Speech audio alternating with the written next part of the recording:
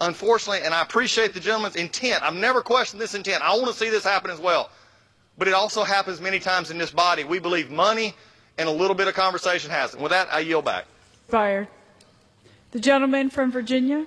Yes, how much time do I have left, Madam Chair? 30 seconds remaining. Okay, so in a quick 30 seconds, I just want to say that all we're doing is giving the Appropriations Committee the flexibility to do this. We're going to spend over $700 billion on defense for people fighting for our democracy. We can spend a tiny, tiny fraction of that to make sure that the American citizens understand what they are fighting for. This is a really important thing. And by the way, it's never an attack on teachers. Every teacher I've talked to would like more resources so they can do their job more effectively. And with that, Madam Chair, I yield back. Gentleman yields. The question is on the amendment offered by the gentleman from Virginia. Those in favor say aye. Those opposed say no. In the opinion of the chair, the ayes have it. The amendment is agreed to. It is now in order to consider amendment number 45, printed in Part B of House Report 116-16. For what purpose does the gentleman from Maryland seek recognition? Madam Chair, I have an amendment at the desk. The clerk will designate the amendment. Amendment number 45, printed in Part B of House Report number 116-16, offered by Mr. Brown of Maryland. Pursuant to House Resolution 172, the gentleman from Maryland, Mr. Brown, and a member opposed, each will control 5 minutes. The chair recognizes the gentleman from Maryland. Madam Chair, I yield myself as much time as I may consume. Let me first start by thanking Mr. Chris of Florida for co-sponsoring this amendment, and I also want to recognize the work of my good friend from Maryland, John Sarbanes, on the underlying bill and his efforts to make our democracy work for the people. My amendment would guarantee access to early voting during every day of the week, including Sundays, to every American. Early voting makes voting more convenient by providing Americans with greater flexibility and opportunity to cast a ballot. More and more Americans are taking advantage of early voting, with more than 40 million citizens casting ballots before Election Day last year. But guaranteeing fair and flexible early voting on Sunday is not just a matter of convenience. It is critical for minority voters who disproportionately take advantage of Sunday early voting and often face higher barriers and disparate burdens when deciding to cast a ballot: lost pay, child care expenses, transit costs. In my state and in states across this country, churches promote Take Your Souls to the Polls programs that take church parishioners from Sunday services to the voting booths. So cuts to Sunday early voting, as we have witnessed across this country, have had a negative impact, especially on communities of color. 6 states have cut back on early voting, and even more have tried but were blocked by the courts. In North Carolina, lawmakers deliberately cut Sunday voting, saying 6 days of voting in 1 week is enough. But this action was struck down because, as the Fourth Circuit Court of Appeals noted, it targeted African Americans with almost surgical precision. Our democracy doesn't work if we don't give people the fullest opportunity to make their voices heard. We should make it easier for people to vote, not harder, and this amendment does exactly that. With that, Madam Chair, I reserve the balance of my time. The gentleman reserves. For what purpose does the gentleman from Illinois wish to be recognized? Madam Chair, I rise to claim time in opposition. The gentleman from Illinois is recognized for 5 minutes. Thank you, Madam Chair, and thanks to my good friend from Maryland, Mr. Brown. Look, personally, Sunday mornings are sacred for me and my family, and for a lot of other people too, including those public servants who work the polls on early voting. But this isn't about Sunday or any other day. It's about my colleagues dictating to states and local officials on how they should run their elections. State and local election officials know their voters best and what works for them. This amendment is yet another example of the federal government trying to push a one-size-fits-all standard on states and local localities. I don't believe the federal government should be mandating to states how to run their elections, even to the minute details such as polling hours, especially because, I guess, in my home state, it already happens. You look at my district, we have early voting hours on Sundays. So I don't know how widespread the problem is, since it already happens in Illinois, and it just seems like a another top-down approach that could adversely affect some communities, especially rural communities, that may not be able to afford to have a polling place open on Sunday. And it's a problem with the entire bill. The costs keep going up and up and up on our local officials without a lot of certainty that funds are going to flow to help them with that. And with that, I'll reserve the balance of my time. Republican Rodney Davis, live from the House floor, amendments to H.R. 1, a bill that changes campaign finance, voting, and ethics laws. Reserves. The gentleman. Madam Chair, in an ideal world, perhaps we don't mandate from the federal government, but when the Fourth Circuit determines that the North Carolina legislature did it to target African Americans with almost surgical precision and eliminating Sunday voting, it's time for action at the federal level so we can ensure every American has the right to vote. And with that, I'd like to recognize my friend from Florida, Mr. Chris, a co-sponsor of this amendment, for as much time as he may consume. The gentleman from Florida is recognized. Thank you, Madam Chair. I thank my friend, the gentleman from Maryland, Mr. Brown, for his leadership on this issue. Souls to the polls is a bedrock of Florida elections. For my colleagues who may be unfamiliar, minority communities, particularly African American and Latino, use Sunday early voting to energize their communities to make their voices heard. For those without reliable transportation or with unpredictable work schedules, Sunday voting is critical and sacred. This is how a healthy democracy should work. Communities organizing themselves to increase participation, doing their civic duty. Higher turnout and greater participation strengthen our democracy, giving elected leaders a stronger, more representative voice. Unfortunately, some states have targeted Sunday souls to the polls voting. My own state tried to shut it down in 2012. This amendment would block states from using voter suppression tactics against souls to the polls. I urge my colleagues to support the Brown-Crist amendment and let the underlying bill pass. Let's refresh our democracy for the people. I yield back. The gentleman yields. I reserve. The gentleman from Maryland reserves his time. Thank you. The gentleman from Illinois. Thank you, Madam Chair. I've kind of said all I need to say about this amendment. So while I have a few extra minutes, I understand the chairperson has received an estimate from a joint committee regarding how much this new corporate funding program for congressional campaigns will bring into the federal government over the next 10 years. First, I'd love to see a copy of that, now that we're only one day away from voting on this bill. This is eerily similar to the games that my colleagues across the aisle played with the Congressional Budget Office score. I'll remind them once again, we still don't have a figure of how much this section of H.R. 1 will cost American taxpayers. Second, if we look at the potential cost of the 6-to-1 government match program and the presidential campaign matching program, these together could represent billions and billions of dollars every election cycle.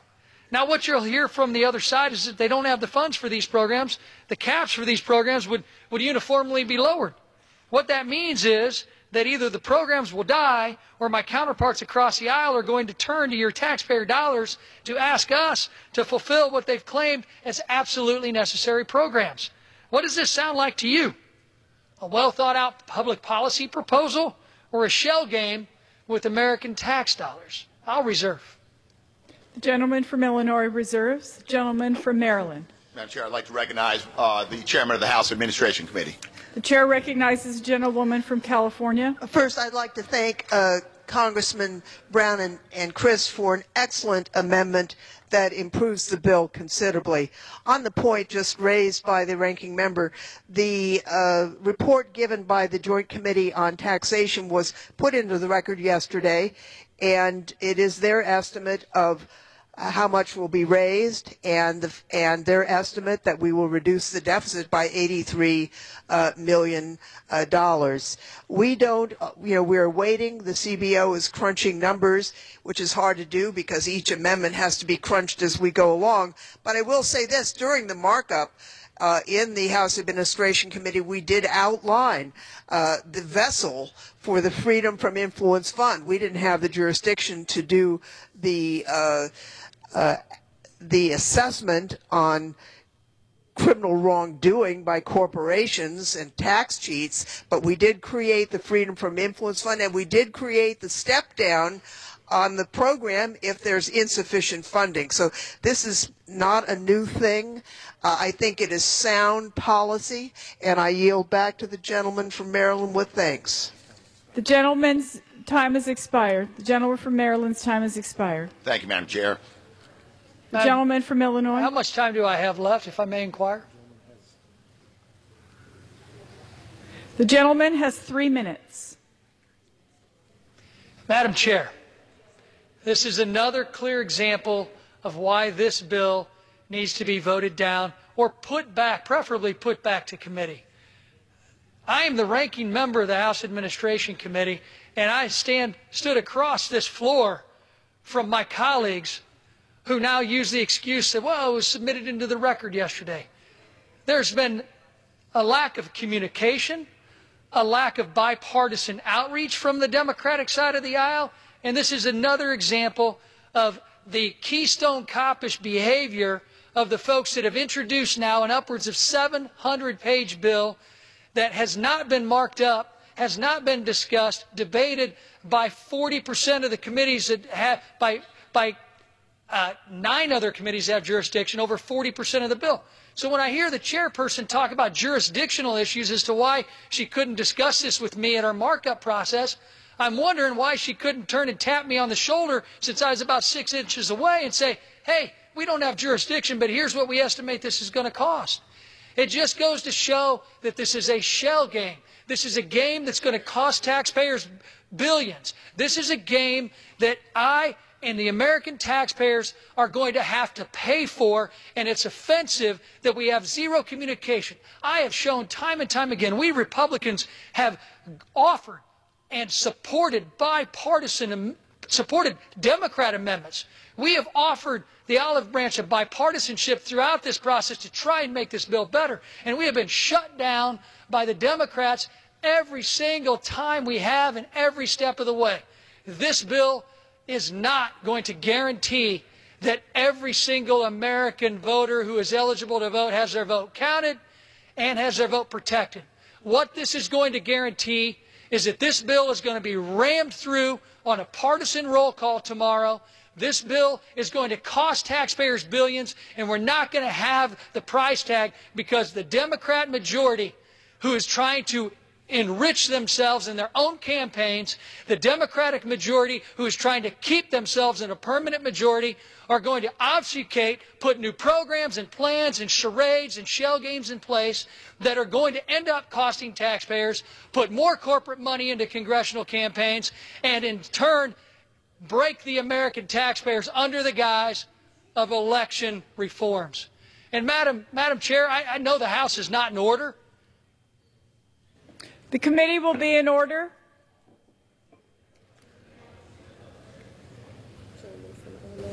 The gentleman from Illinois may proceed.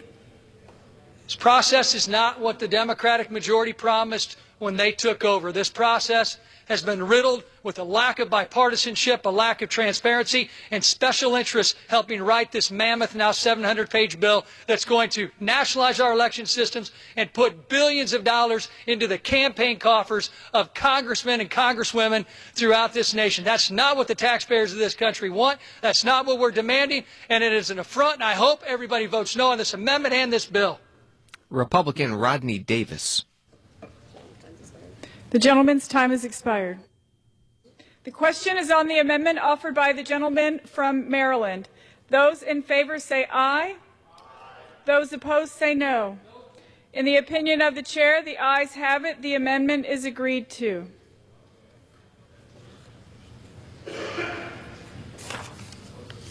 It is now in order to consider amendment number 47, printed in Part B of House Report 116-16. For what purpose does the gentleman from Maryland seek recognition? Madam Chair, I have an amendment at the desk. The clerk will designate the amendment. Amendment number 47, printed in Part B of House Report number 116-16, offered by Mr. Brown of Maryland. Pursuant to House Resolution 172, the gentleman from Maryland, Mr. Brown, and a member opposed, each will control 5 minutes. The chair recognizes the gentleman from Maryland.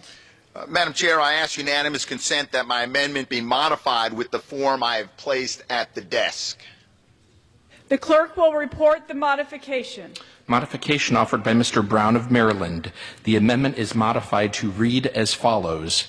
Page 168, line 3, strike before the date of the election and insert before the date of the election or the first day of an early voting period, whichever occurs first. Is there objection? Without objection, the modification is agreed to. Gentleman from Maryland. Thank you, Madam Chair. My amendment would require states to notify voters of polling location changes no later than 7 days prior to the first day of early voting, providing every voter as much time as possible to plan how and when they will vote, and avoiding last-minute polling place changes that, more often than not, discourage people from exercising their right to vote. Research shows that the most important factor that impacts whether someone votes or not is the location of the polling place and the effort it takes to get there. A 2011 study in the American Political Science Review said changing a location of a polling place can significantly lower voter turnout.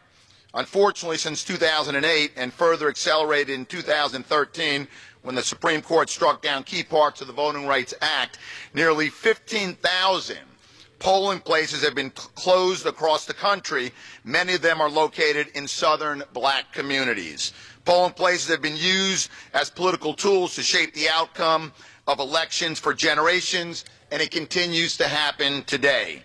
Before the 2018 elections, states and local election boards closed polling places at colleges and universities, consolidated polling places in predominantly minority neighborhoods to save money, and moved polling locations away from public transportation. These changes discourage participation in our democracy and makes our system of government weaker. That's why Congress must take action to protect the rights of the people, to have a government by the people, for the people.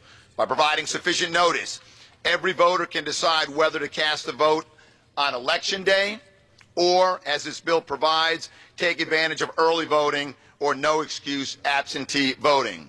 With that, Madam Chair, I reserve the balance of my time. The gentleman reserves.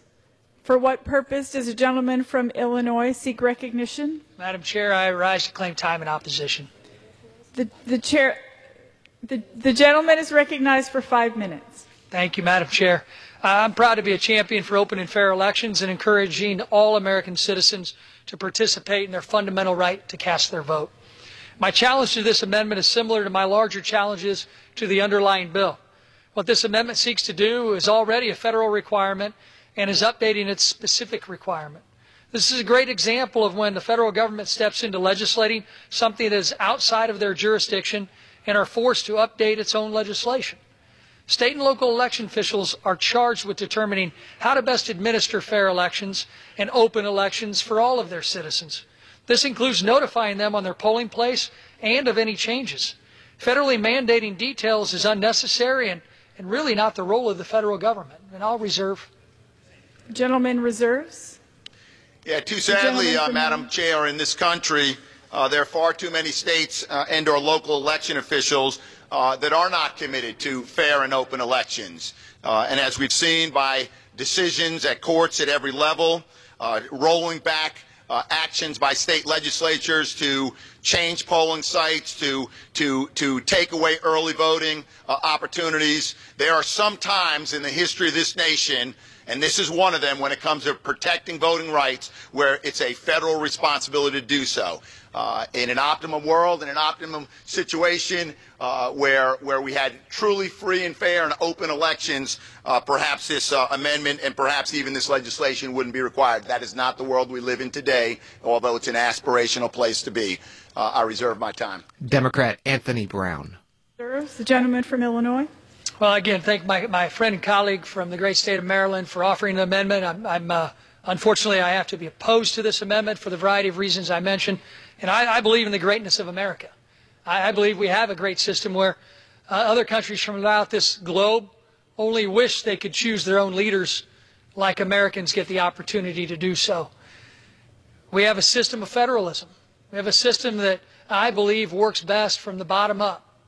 And I believe a top-down approach that this 700-page mammoth bill will provide for our local election officials will hinder them and cost them and stop them from being able to administer the best, most open elections as they possibly can. I have a lot of faith in the county election officials that are operating in my district in central and southwestern Illinois.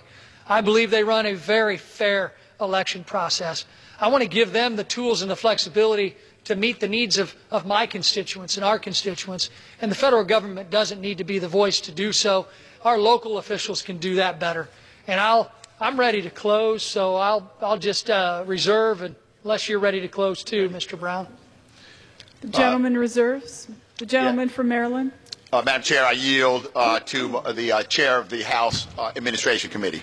I just want to say how much I appreciate the amendment offered by Mr. Brown. It improves the bill by making sure that voters are notified not just 7 days before the poll is moved, but before early voting begins, maximizing the opportunity to actually get to the poll. Many Americans right now have a single day to vote.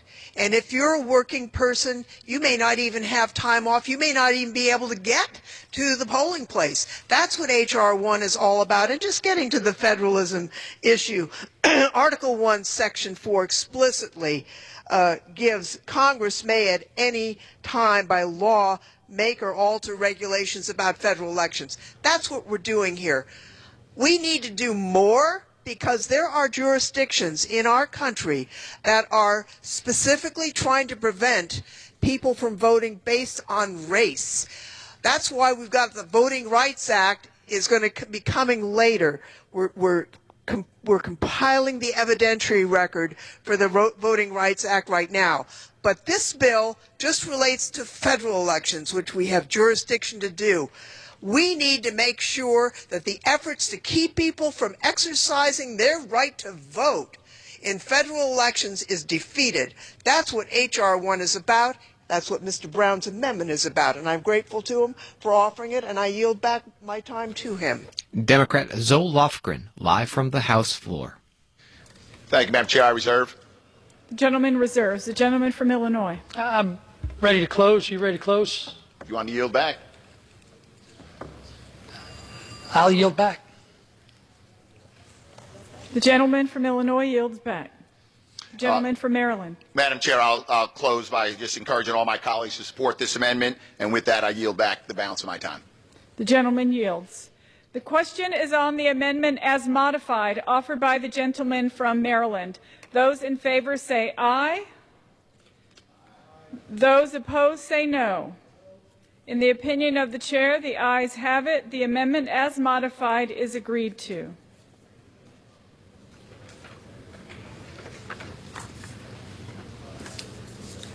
It is now in order to consider amendment number 48, printed in Part B of House Report 116-16. For what purpose does the gentleman from Maryland seek recognition? Madam Chair, I have an amendment at the desk. The clerk will designate the amendment. Amendment number 48, printed in Part B of House Report number 116-16, offered by Mr. Brown of Maryland. Pursuant to House Resolution 172, the gentleman from Maryland, Mr. Brown, and a member opposed, each will control 5 minutes. The chair recognizes the gentleman from Maryland. Madam Chair, I yield myself as much time as I may consume. This amendment would require a portion of early voting hours to occur outside of normal business hours. This simple yet effective amendment would ensure that every working individual has the opportunity to cast their ballot without taking time off from work, having to find child care, or risking being reprimanded by their employer. While early voting has become increasingly commonplace, states and localities continue to change and restrict hours every election, sometimes closing as early as 4 p.m., making it problematic for those whose work days may have irregular schedules or are unable to take time away from work. Despite state laws guaranteeing many workers time off to go vote, too many Americans have neither the luxury of an employer that will give them time off to vote nor the financial freedom to risk losing a few hours' wages in order to participate in our democracy. That's why early voting is so important. But holding early voting during business hours is just another way citizens have been impeded from exercising their right to vote, particularly middle-class working Americans in the service, manufacturing, and other blue-collar industries. These Americans often rely on a 9-to-5 schedule and don't have the same opportunity to vote.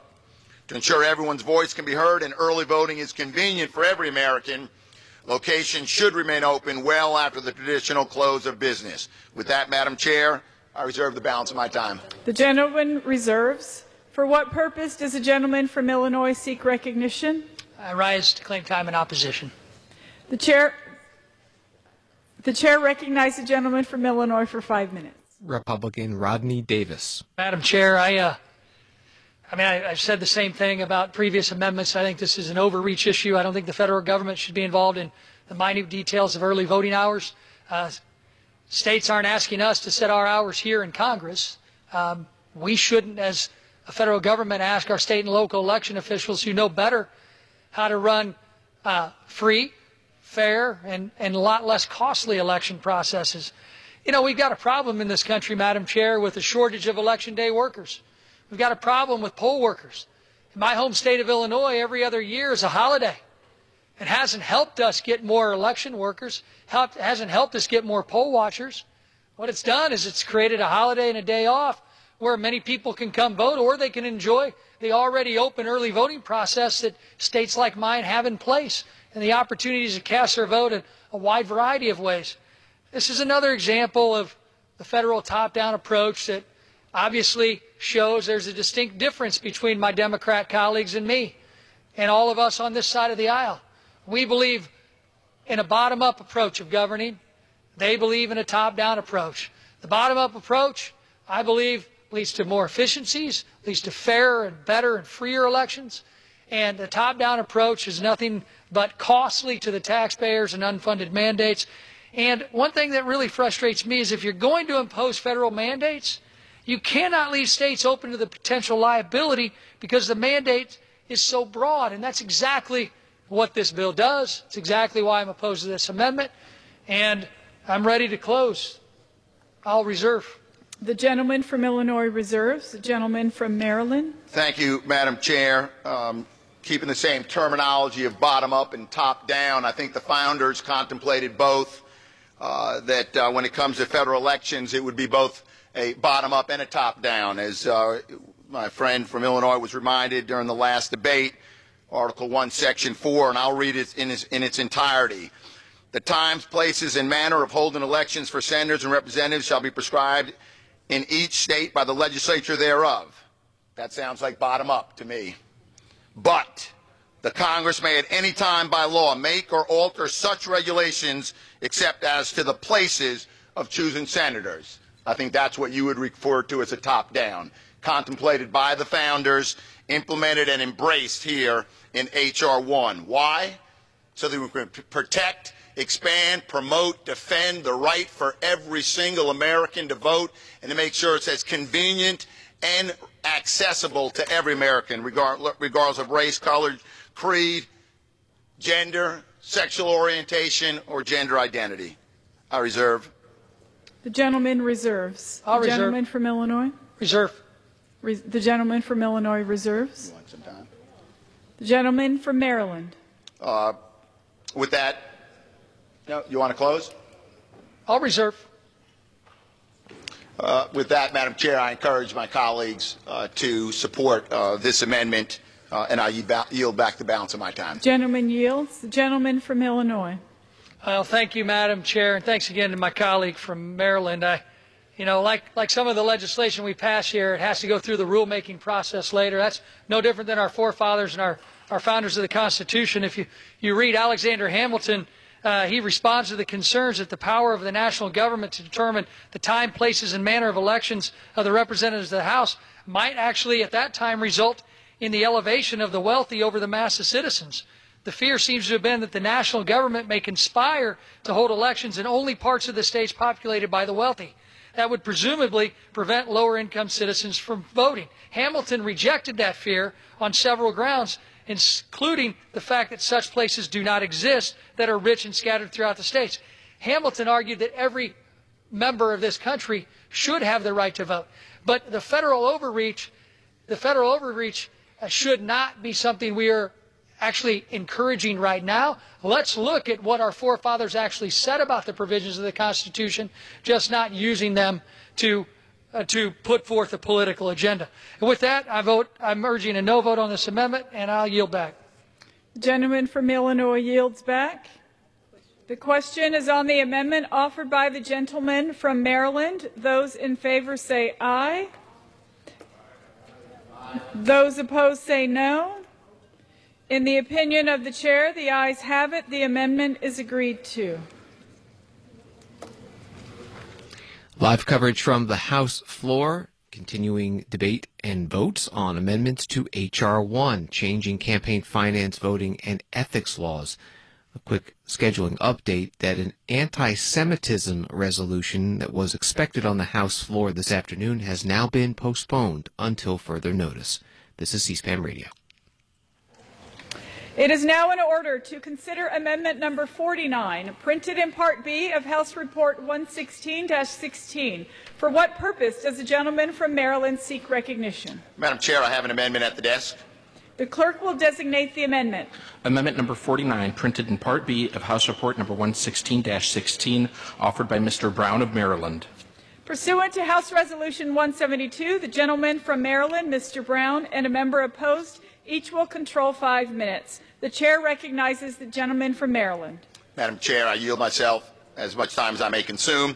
This amendment will require states to include in their biannual report to Congress on the voter information hotline statistics to include a description of any actions taken in response to reports of voter intimidation or suppression. Discouraging voter participation through intimidation or suppression tactics runs against the very foundation of our democracy, but these tactics continue to play an unfortunate role in our elections today. When I ran for Lieutenant Governor of Maryland in 2010, my opponent hired a consultant who advised my opponent that, quote, the first and most desired outcome is voter suppression by having African American voters stay home. To that end, the only thing left is to watch it on TV tonight. It reached 112,000 voters in majority African American areas. This is just one example of the despicable tactics that have become commonplace in our elections. We are responsible for protecting every citizen's right to vote. And with that, Madam Chair, I reserve the balance of my time. The gentleman reserves. For what purpose does the gentleman from Illinois seek recognition? I rise in opposition. The gentleman has 5 minutes. Thank you, Madam Chair. This amendment would have the effect of the federal government compiling statistics without context and without vetting on very serious criminal matters. Unless there was some sort of follow-up on the reports, it could actually do more harm than good. I'm also afraid that certain partisan organizations could take advantage of this. So bear with me. Let's talk through this. And let's see how this would work. People call into this hotline, submit allegations of serious crimes, and then it is sent to the state, now the federal government. Partisan groups who helped author this bill would then use statistics from the hotline to then bring unverified lawsuits under the new third-party actions that are allowed in this bill. This is a recipe for disaster. The stated purpose of H.R. 1 is to increase transparency in politics, but instead, unfortunately, this provision would only invite corruption, and I'll reserve. The gentleman reserves. The gentleman from Maryland. Yeah, Madam Chair, turning back to the amendment, what the amendment does is simply holds local election officials accountable and to be responsive to the claims, the calls, the concerns that are raised to them regarding voter intimidation, voter suppression, ensuring that when they are collecting that information that they also report on what the response is to the claims that are made. And with that, I'd like to yield the balance of my time to the chair of the House Administration Committee. The chair recognizes the gentlewoman from California. I'd like to commend the gentleman for this amendment. You know, when you make a phone call in to complain about harassment or intimidation, that information may or may not ever become known. So this is really a pro-transparency measure. The amendment says, together with a description of actions taken in response to such instances of voter intimidation or suppression. The state legislatures may not know, we may not know how many efforts are being made. We should know that to see whether what we've done here is sufficient, whether the Voting Rights Act that will be following along this bill later in the spring needs to address. This is an excellent amendment, and I would reserve the remaining time. Democrat Zoe Lofgren, WCSP-FM, Washington. From Maryland reserves. Gentleman from Illinois. Well, thank you, Madam Chair. I believe we have the EAC, Election Assistance Commission, that's supposed to track this information. The key point, too, that I made earlier is that there's no verification. I mean, that's a problem with this amendment. It's a problem with the bill. There's no protections for bad behavior. I mean, this is why we tried to get rid of ballot harvesting. This is why the amendment was offered in committee. I mean, we've already seen what bad actors can do, and it costs taxpayers hundreds of thousands of dollars in North Carolina to have to run a new special election. But that's okay, because that may not have been a crime in California. But that's all right. The Democrats didn't want to accept that because they might like the process somewhere else. I think what's wrong is wrong, and we ought to be able to have protections. And I'm not convinced that the American people have the protections they need, and they deserve to stop what happened in North Carolina from happening somewhere else. And this is another example of overreach, another example of something already happening, already existing agencies that should be compiling this information, and there's no safeguards and there will be no verification of allegations, and that's unfortunate, and I'll reserve. The gentleman from Illinois reserves. The gentleman from Maryland. Madam Chair, how much time do I have? A minute and a half. I'll reserve. The gentleman reserves. Are you ready to close? Sure. I'll reserve. Go ahead. No, I'll reserve. Yeah, I'm going to close. I get to close. The gentleman from Illinois has a right to close. Okay. Thank you, Madam Chair. The issue raised by the gentleman from Illinois is neither helped nor harmed by this amendment. He raises an issue that we can take up perhaps another day. But what this bill simply does is it requires that local elected officials be responsive and report on the responsiveness or the responses they take to claims of intimidation and suppression. And with that, I yield back the balance of my time. The gentleman from Maryland yields. The gentleman from Illinois. We'd love to take up ballot harvesting today, too, but unfortunately, we're not given the chance to.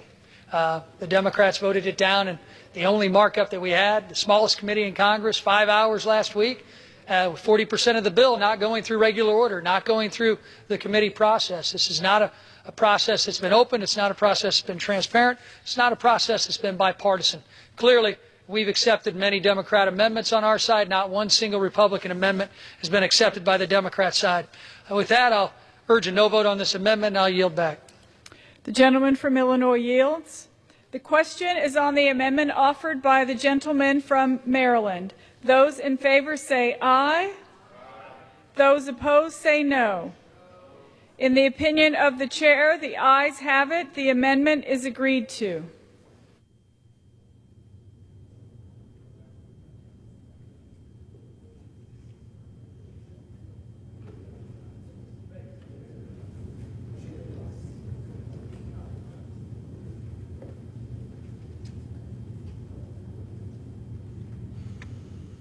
Live coverage from the House floor, continuing work on amendments to H.R. 1.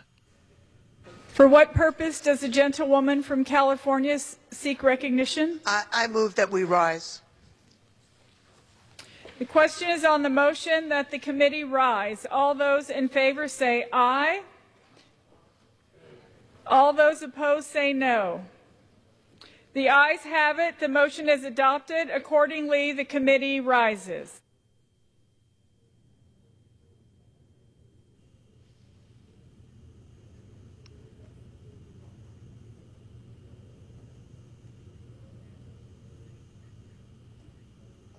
Under the rules of debate, there were 72 amendments allowed to be offered to H.R. 1. They've gotten through all but about 15 of them, and about 6 have roll call votes pending, which they'll take as a group sometime today.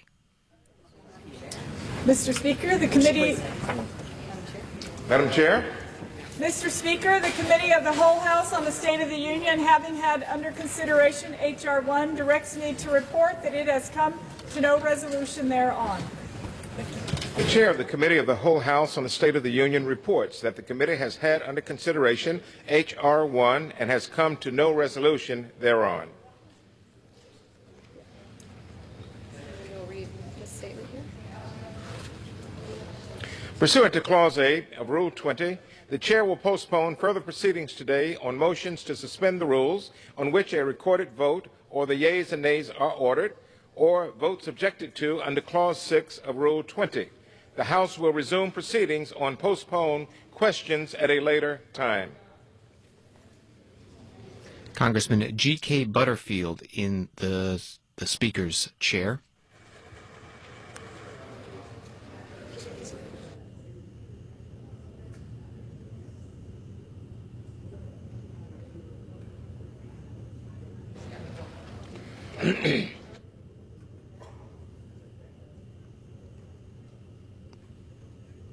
The House is expected to debate and vote on a resolution dealing with anti-Semitism and other forms of hate. For what purpose does the gentleman from New York seek recognition? Mr. Speaker, I move to suspend the rules and pass H.Res. 183 as amended. The clerk will report the title of the resolution. House Resolution 183, resolution condemning anti-Semitism as hateful expressions of intolerance that are contradictory to the values and aspirations that define the people of the United States, and condemning anti-Muslim discrimination and bigotry against minorities as hateful expressions of intolerance that are contrary to the values and aspirations of the United States. Pursuant to the rule, the gentleman from New York, Mr. Nadler, and the gentleman from Georgia, Mr. Collins, each will control 20 minutes. The Chair now recognizes the gentleman from New York. Mr. Speaker, I ask unanimous consent that all members have 5 legislative days to revise and extend their remarks and include extraneous material on the bill under consideration. Without objection. Thank you, Mr. Speaker. I yield myself 5 minutes. The gentleman is recognized. Mr. Speaker, I rise in strong support of H.Res. 183, which condemns anti-Semitism unambiguously, as well as anti-Muslim bigotry and all forms of prejudice against minorities, as contrary to fundamental American values and principles. This resolution makes clear that we condemn anti-Semitism, Islamophobia, and racism, no matter where on the political spectrum they may emanate from, right, left, or center. This resolution is a statement of our values as a nation, and while it focuses on concerns raised in the last few weeks regarding anti-Semitism and Islamophobia, it addresses those noxious forms of bigotry in the context of our broader concern with all forms of bigotry and hatred in our country. Bigotry against members of minority groups based on their actual or perceived religion, ethnicity, race, or national origin are among the cardinal sins of our nation. As the resolution notes, tolerance and religious freedom are among our country's fundamental principles, so much so that they are enshrined in the very First Amendment to the Constitution. Sadly, without constant vigilance, our nation has seen darker moments where religious and other forms of hate have reared their ugly heads. Often, our nation has fallen short of its ideals when it has succumbed to the demagoguery of bigots. Indeed, one of the biggest problems facing our country today, and one that has bedeviled it in the past, is the fact that white supremacists have weaponized bigotry and hatred to achieve political gains. They do so by stoking hatred and division among Americans based on religion, race, ethnicity, or other characteristics. To combat this, it is imperative that all of us, but especially those of us in public life, speak out against such hate. Unfortunately, sometimes the perpetrators of religious and other forms of bigotry are themselves public figures, and even distressingly members of this House. Indeed, in the last few weeks, comments have been made by some of my colleagues on both sides of the aisle that can be fairly characterized as anti-Semitic, and I have condemned these remarks. Anti-Semitism is among the most ancient of prejudices and is associated with pernicious stereotypes, including the claim that Jews exert control over the government and the global political and financial systems, that they are obsessed with money, and that their loyalty to their home countries is somehow in question. Assertion of these beliefs does not constitute merely making statements of political or policy positions. Rather, propagation of these beliefs have throughout history resulted in harassment, discrimination, violence, and murder against Jews. And while anti-Semitism is an ancient prejudice, its effects are not ancient history. Less than 6 months ago, a gunman murdered 11 worshippers at the Tree of Life Synagogue in Pittsburgh reportedly stating that he, quote, wanted all Jews to die, unquote. And nearly 2 years ago in Charlottesville, Virginia, white supremacists with torches chanted, "Jews will not replace us." Despite this ugly history, members on both sides have questioned the loyalty and patriotism of members of this House. The trope that support for Israel, particularly among Jewish Americans, is the result of a dual loyalty to Israel and the United States is deeply offensive to me. What I find equally despicable is a somewhat analogous dual loyalty trope increasingly deployed against Muslim Americans. This includes the recent implication by one of our colleagues that another colleague is a spy, and a state Republican Party poster in the West Virginia state capitol that implied an association between that same colleague and the September 11, 2001 attacks in New York. Indeed, statements have repeatedly been made in the recent past by public officials, including the President, which can fairly be characterized as anti-Muslim more generally. Particularly since the September 11th attacks, Muslim Americans have faced a gauntlet of prejudice, alleging that they are inherently violent, disloyal, and foreign. This has led to hate-motivated violence. In 2017, for example, at least 5 mosques were bombed or burned in various cities around the country. Efforts to question the loyalty or patriotism of anyone in this country based on their religion or on any innate characteristic is completely out of bounds. It is my fervent hope that this resolution will be a chance for us, both as an institution and also as a nation, to remind ourselves of what we all believe in and come together and heal. I urge my colleagues to join me in voting for this resolution today, and I reserve the balance of my time. Congressman Gerald Nadler. The gentleman reserves the balance of his time. The gentleman from Georgia is recognized. Thank you, Mr. Speaker. I reserve. The gentleman reserves. The gentleman from New York. What? What happened to... He reserved. Oh, how much time to ask? The gentleman from New York is recognized. The gentleman. Thank you, Mr. Speaker. I now yield 3 minutes to the distinguished gentleman from Maryland, Mr. Raskin. Mr. Raskin from Maryland is recognized. Mr. Speaker, thank you very much. At Sunday school, Jewish kids learn the imperishable words of Hillel, who said, "If I am not for myself, who will be for me? But if I am for myself only, then who am I? And if not now, when?" Today, we must all stand strongly and proudly for ourselves in our communities, but we must also stand in strong solidarity with other people in their communities. And we must act now because in America and in nations all over the world, anti-Semitism, anti-Muslim bigotry, and other forms of racism and intolerance are sharply on the rise. These old and lethal poisons are not only a threat to individual Jews and Muslims and African Americans and Hispanic Americans and Asian Americans and Native Americans walking down the street and to our children playing at school. They are the common enemy of liberal democracy, which depends upon tolerance and pluralism to survive.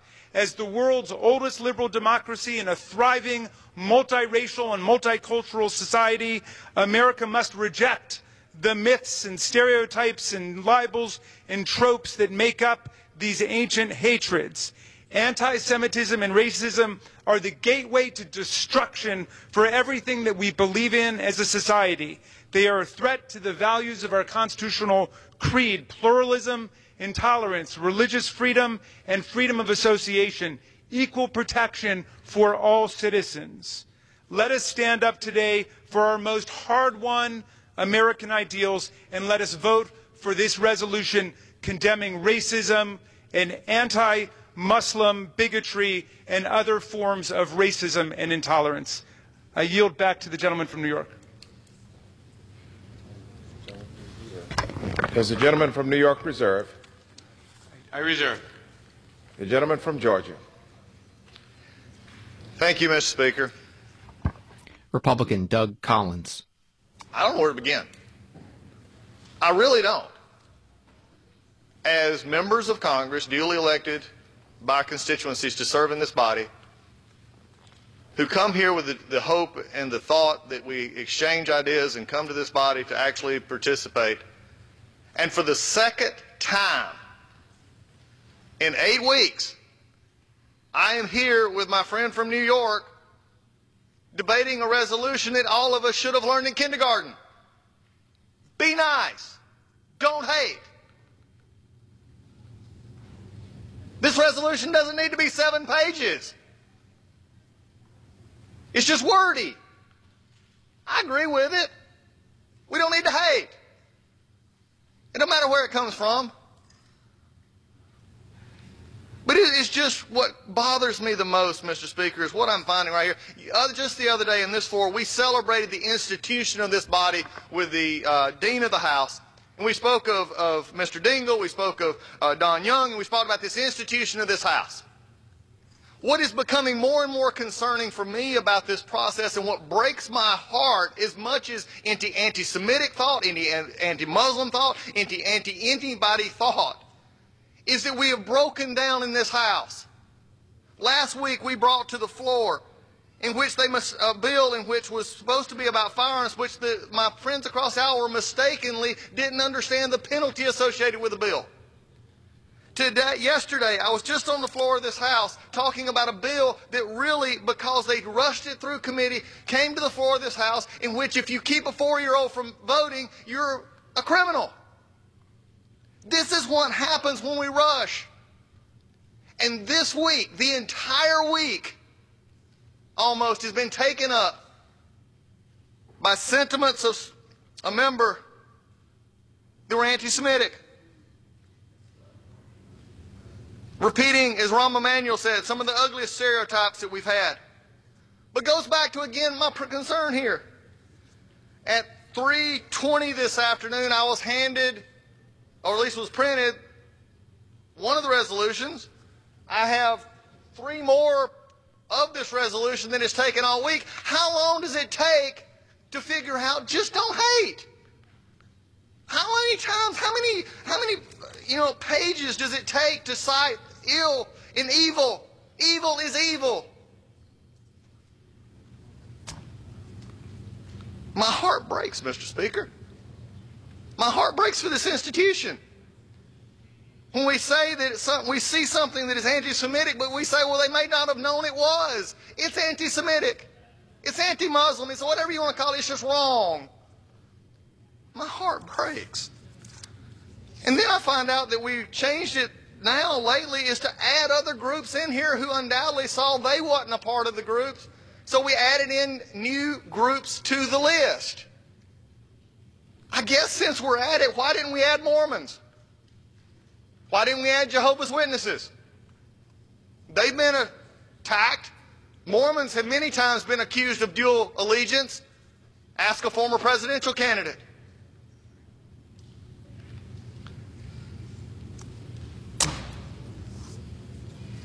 Mr. Speaker, I wish you and I could engage in a colloquy. You're a good gentleman from North Carolina.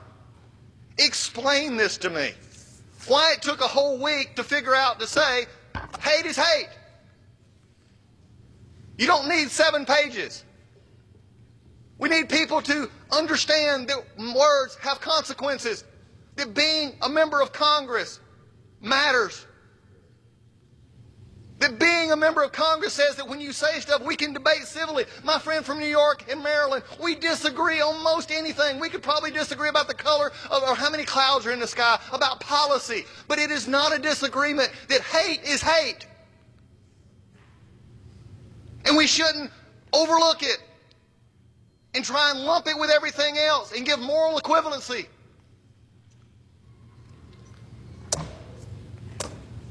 But here we are again. Here we are again. Mr. Speaker, I hope we're not here in another 4 weeks, because the first 8 weeks we've been here twice. Please let us get back to being the people that this country needs us to be. With that, I reserve. The gentleman, Republican Doug Collins, live on the House floor. the gentleman from New York is recognized. Mr. Speaker, listening to the gentleman from Georgia, I think I heard him say that he and his colleagues were going to vote for this resolution, and I'm glad to hear that, especially since I noted that after the march in Charlottesville and the murder in Charlottesville, when a censure resolution was brought up, the Republicans who were then in control of the House refused to bring it to the floor. So I'm glad that they're eager to vote for, or they're willing to vote for this resolution today. And now, Democrat Gerald Nadler. A minute to the distinguished gentlelady from Virginia, Ms. Luria. Thank you, Mr. Speaker. I'm a Jewish American woman who served for 20 years in uniform and continue to serve in the United States Congress. At the age of 17, when I entered the United States Naval Academy, I first took the oath to support and defend the Constitution against all enemies, foreign and domestic. I subsequently repeated that oath 6 times at every promotion in rank, and most recently when I had the honor to become a member of Congress. Is that not enough to prove my loyalty to our nation?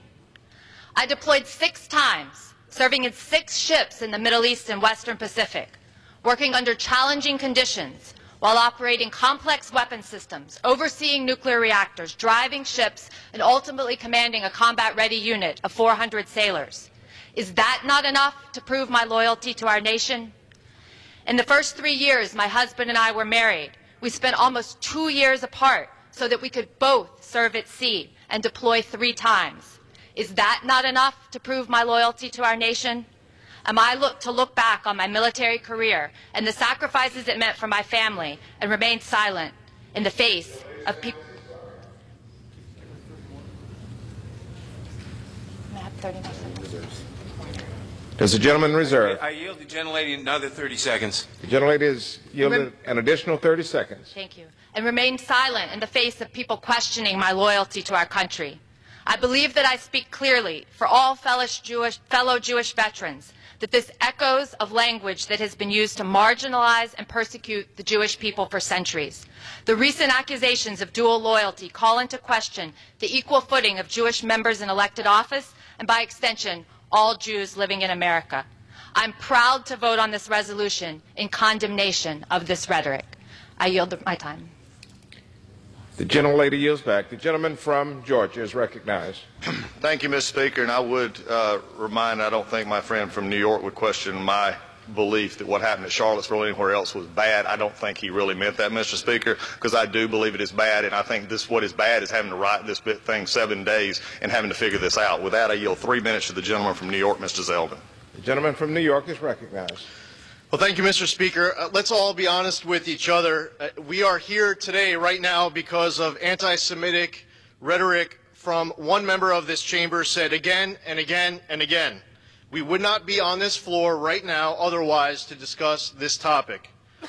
If that member was a Republican, that member's name would be in this resolution, and this resolution would be all about condemning anti-Semitism, and it would be done so forcefully. That member in January had to apologize for talking about a hypnosis of Israel that they have over the entire world. That member had to apologize in February by saying that if you support Israel, it must be because you're bought off by Jews. That member called it an unequivocal apology, even though she filled it with equivocation. And now we're back again, this time by saying that if you support the U.S.-Israel relationship, that you must have pledged allegiance to a foreign government. Except this time that member is refusing to apologize. Even if you gave that member every benefit of the doubt that she had no idea what she was doing, why now wouldn't she be apologizing? Why would she be more emboldened to refuse an apology altogether? I apparently am giving Rep. Omar more credit than the Speaker is, because I don't believe she is naive. I believe that she knows exactly what she's doing. It is an American value, by the way, to have reasonable, legitimate criticism of a government, whether it be the U.S. government, Israel, or any other government. It is not an American value, though, to be hurling anti-Semitic rhetoric. Anti-Semitism must be condemned unequivocally and emphatically. We have members of this chamber who associate with Louis Farrakhan, who says, quote, Hitler was a very great man. Let's talk about a double standard. In January, we all came to this chamber. We condemned white supremacy. We named a Republican member. We kicked that member off of his committees. He can't serve on the Small Business Committee, but this member will continue to serve on the House Foreign Affairs Committee. But no, now we can't come here and just emphatically, solely, forcefully condemn anti-Semitism and name names, but if it was a Republican, we would. It's time to call out these statements for what they are. Pointed, bigoted, unreasonable, illegitimate, anti-Semitic. I commend my colleagues on the other side of the aisle who have been speaking out about all this anti-Semitism. A few members come to mind. Chairman Engel, Congressman Deutsch, Congressman Nadler, Congresswoman Lowy, Congressman Gottheimer. Many of my colleagues on the other side of the aisle, I believe to their core, know how very wrong this is, and there are many other members to name as well. And I'd be remiss if I didn't take this opportunity to say thank you to each and every one of them, because support of Israel, support of Jews, standing against anti-Semitism has been bipartisan in the past, it should be bipartisan today, and should be bipartisan for every moment in the future. I yield back. Republican Lee Zeldin. The gentleman yields back. The gentleman from New York is recognized. Mr. Speaker, I now yield 1.5 minutes to the distinguished whip, the gentleman from South Carolina, Mr. Clyburn. The gentleman from South Carolina, the majority whip, is recognized. Thank you, Mr. Speaker, and I thank the gentleman for yielding me the time. Mr. Speaker, I rise in support of this resolution condemning anti-Semitism, Islamophobia, and bigotry against minorities. This resolution expresses our rejection of all attempts to weaponize words and sow discord and division. Make no mistake, our caucus is unified, but unity does not mean unanimity. We are the most diverse caucus in the history of Congress. We are a true reflection of who and what America is. Each of us brings our own familiar backgrounds and personal experiences to this august body. Those experiences help shape our values and our perspectives, and we do so as we do the work of the American people. We learn from one another, and we do so following President Lincoln's declaration, and I quote, "With malice toward none, with charity for all, with firmness in the right God gives us to see the right, let us strive on to finish the work we are in." This resolution condemns hateful expressions of intolerance, honors the heritages and experiences of all who serve in this body, and commits all of us to the continued search of a more perfect union. I yield back. The gentleman yields back. The gentleman from Georgia. Thank you, Mr. Speaker. At this time, I yield 3 minutes to the gentleman from Arizona, Mr. Biggs. The gentleman from Arizona is recognized. Thank you, Mr. Speaker, and I thank the gentleman for yielding. Thank the gentleman from New York for his comments. We're here today because a member of this body issued a series of anti-Semitic statements. And I couldn't help but think of what justice means and what mercy means. Well, we want to temper justice with mercy. So the first time we come to understand that maybe the depth of what was said was maybe accidental. The second time, maybe less so.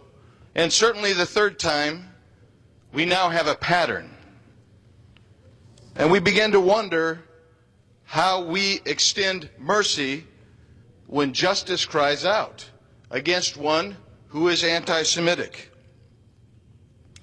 It doesn't help that Democratic leaders have attempted to rationalize and protect this individual, whether it's appearing on the cover of a national magazine, whether it's saying, quote, "She did not understand the full weight of the words," close quote.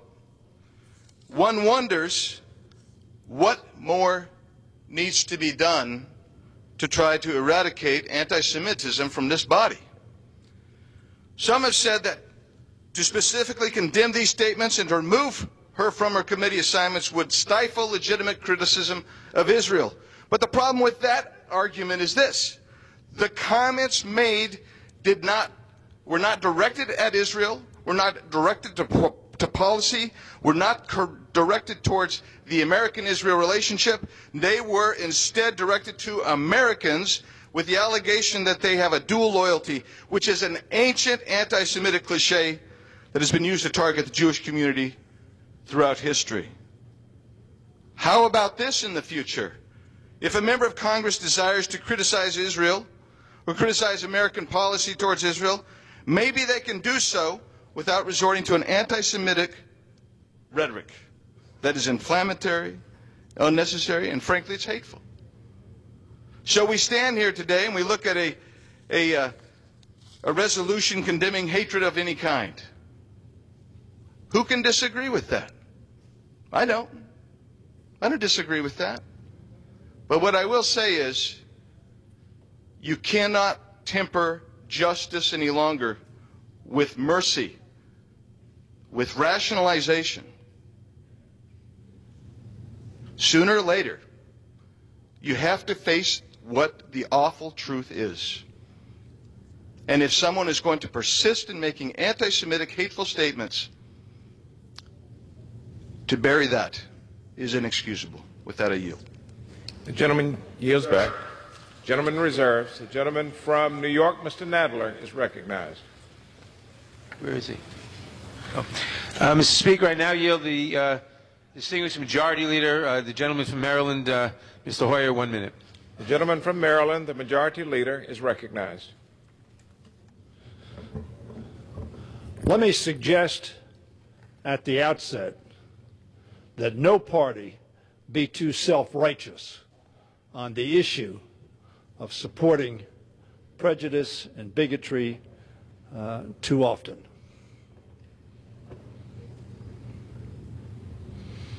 This is a very serious matter.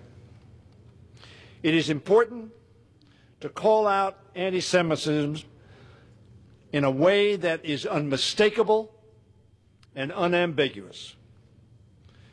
We must do so, because whenever some people begin to question the allegiance or patriotism of Americans, indeed whether certain people fully belong as part of our country, it is critical to set the record straight. Recent statements employing time-worn tropes of dual loyalty have deeply and correctly unsettled American Jewish communities, because their allegation is, simply put, that American Jews who support Israel are not loyal to this country. I stand as a very strong supporter of Israel and a very loyal American. Such allegations fall into, as has been said, a century-old and dark history of Jews being marginalized and set apart. They recall past evils that occurred in other countries and in our own when, according to the Anti-Defamation League, people accused Jews of, and I quote, being disloyal neighbors or citizens because of their connection to Israel or Jewish communities elsewhere in the world. That was false, and it was bigoted. To be clear, the First Amendment protects the right of every American to criticize policies and leaders, whether in our own country or others. That is the glory of our democracy. However, in these past few weeks, those who say they are only criticizing Israel's leaders or policies have instead been making claims about the allegiance and motivation of Israel's defenders. I do not believe there is anyone in our caucus, not one, who wishes to silence debate over policy. Rather, what is being called for is an end to the invocation of age-old anti-Semitic tropes that demonize people instead of criticize policies. Accusations that Jews bear dual allegiance because of support for Israel or concerns for its safety are false, and they are also hurtful. Canards that must be opposed and exposed for what they are: bigotry. They elicit legitimate fear and uncertainty in the individuals and communities they target. In much the same way, we have also seen vile examples of hatred aimed at painting Muslim Americans as somehow disloyal to our nation or not fully belonging, causing similar feelings of insecurity and distress.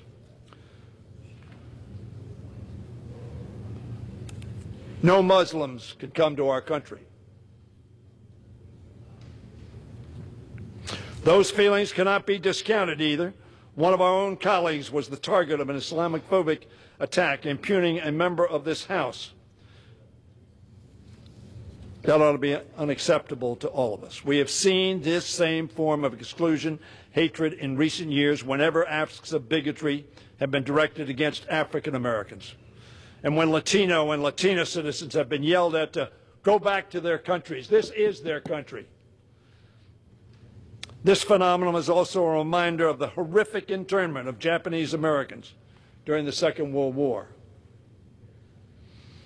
None of us ought to be like Pontius Pilate and think that we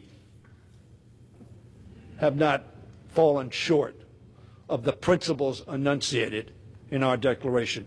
In our multicultural republic, sometimes it is incumbent upon the American people to speak as one nation, indivisible, and make clear affirmation that all Americans have an equal share in our republic, that no one's race or creed or origin can call into question one's love of country. I will continue to urge unity in the face of anti-Semitism, Islamophobia, xenophobia, homophobia, transphobia, racism against African Americans and Latinos and Asian Americans, and other forms of prejudice and discrimination. American Jews, including those who serve our nation in Congress, need to be reassured that they are equal partners in the diverse coalition for justice, opportunity, tolerance, and equality, and that they have true allies who stand with them as firmly as they have stood with others. I will continue to make that clear. America is rightfully respected for its Declaration of Independence and its Constitution as amended and perfected, both of which proclaim the dignity and rights of individuals endowed by their Creator. But America has also seen too often the denial of that dignity and equality to millions of its citizens based upon the color of their skin, the land of their birth, or the faith of their forebears. My colleagues, if we are to be better than our past, we must reject all forms of bigotry and prejudice directed at any of our fellow human beings and fellow Americans. Let us all, in solidarity and in union with the principles of our country, support this resolution. And I yield back the balance of my time. The House Majority Leader, Steny Hoyer, Democrat, live on the House floor. The resolution is H-Res 183. Could you tell me how much time Mr. Collins has and how much time I have, please? Thank you, Senator. The gentleman from New York has 9 minutes remaining. And the gentleman from Georgia has 8 3/4 minutes remaining. Thank you, Mr. Speaker. The gentleman from Georgia. Thank you, Speaker. At this time, I would like to yield 2 minutes to the gentleman from Texas, Mr. Gomer.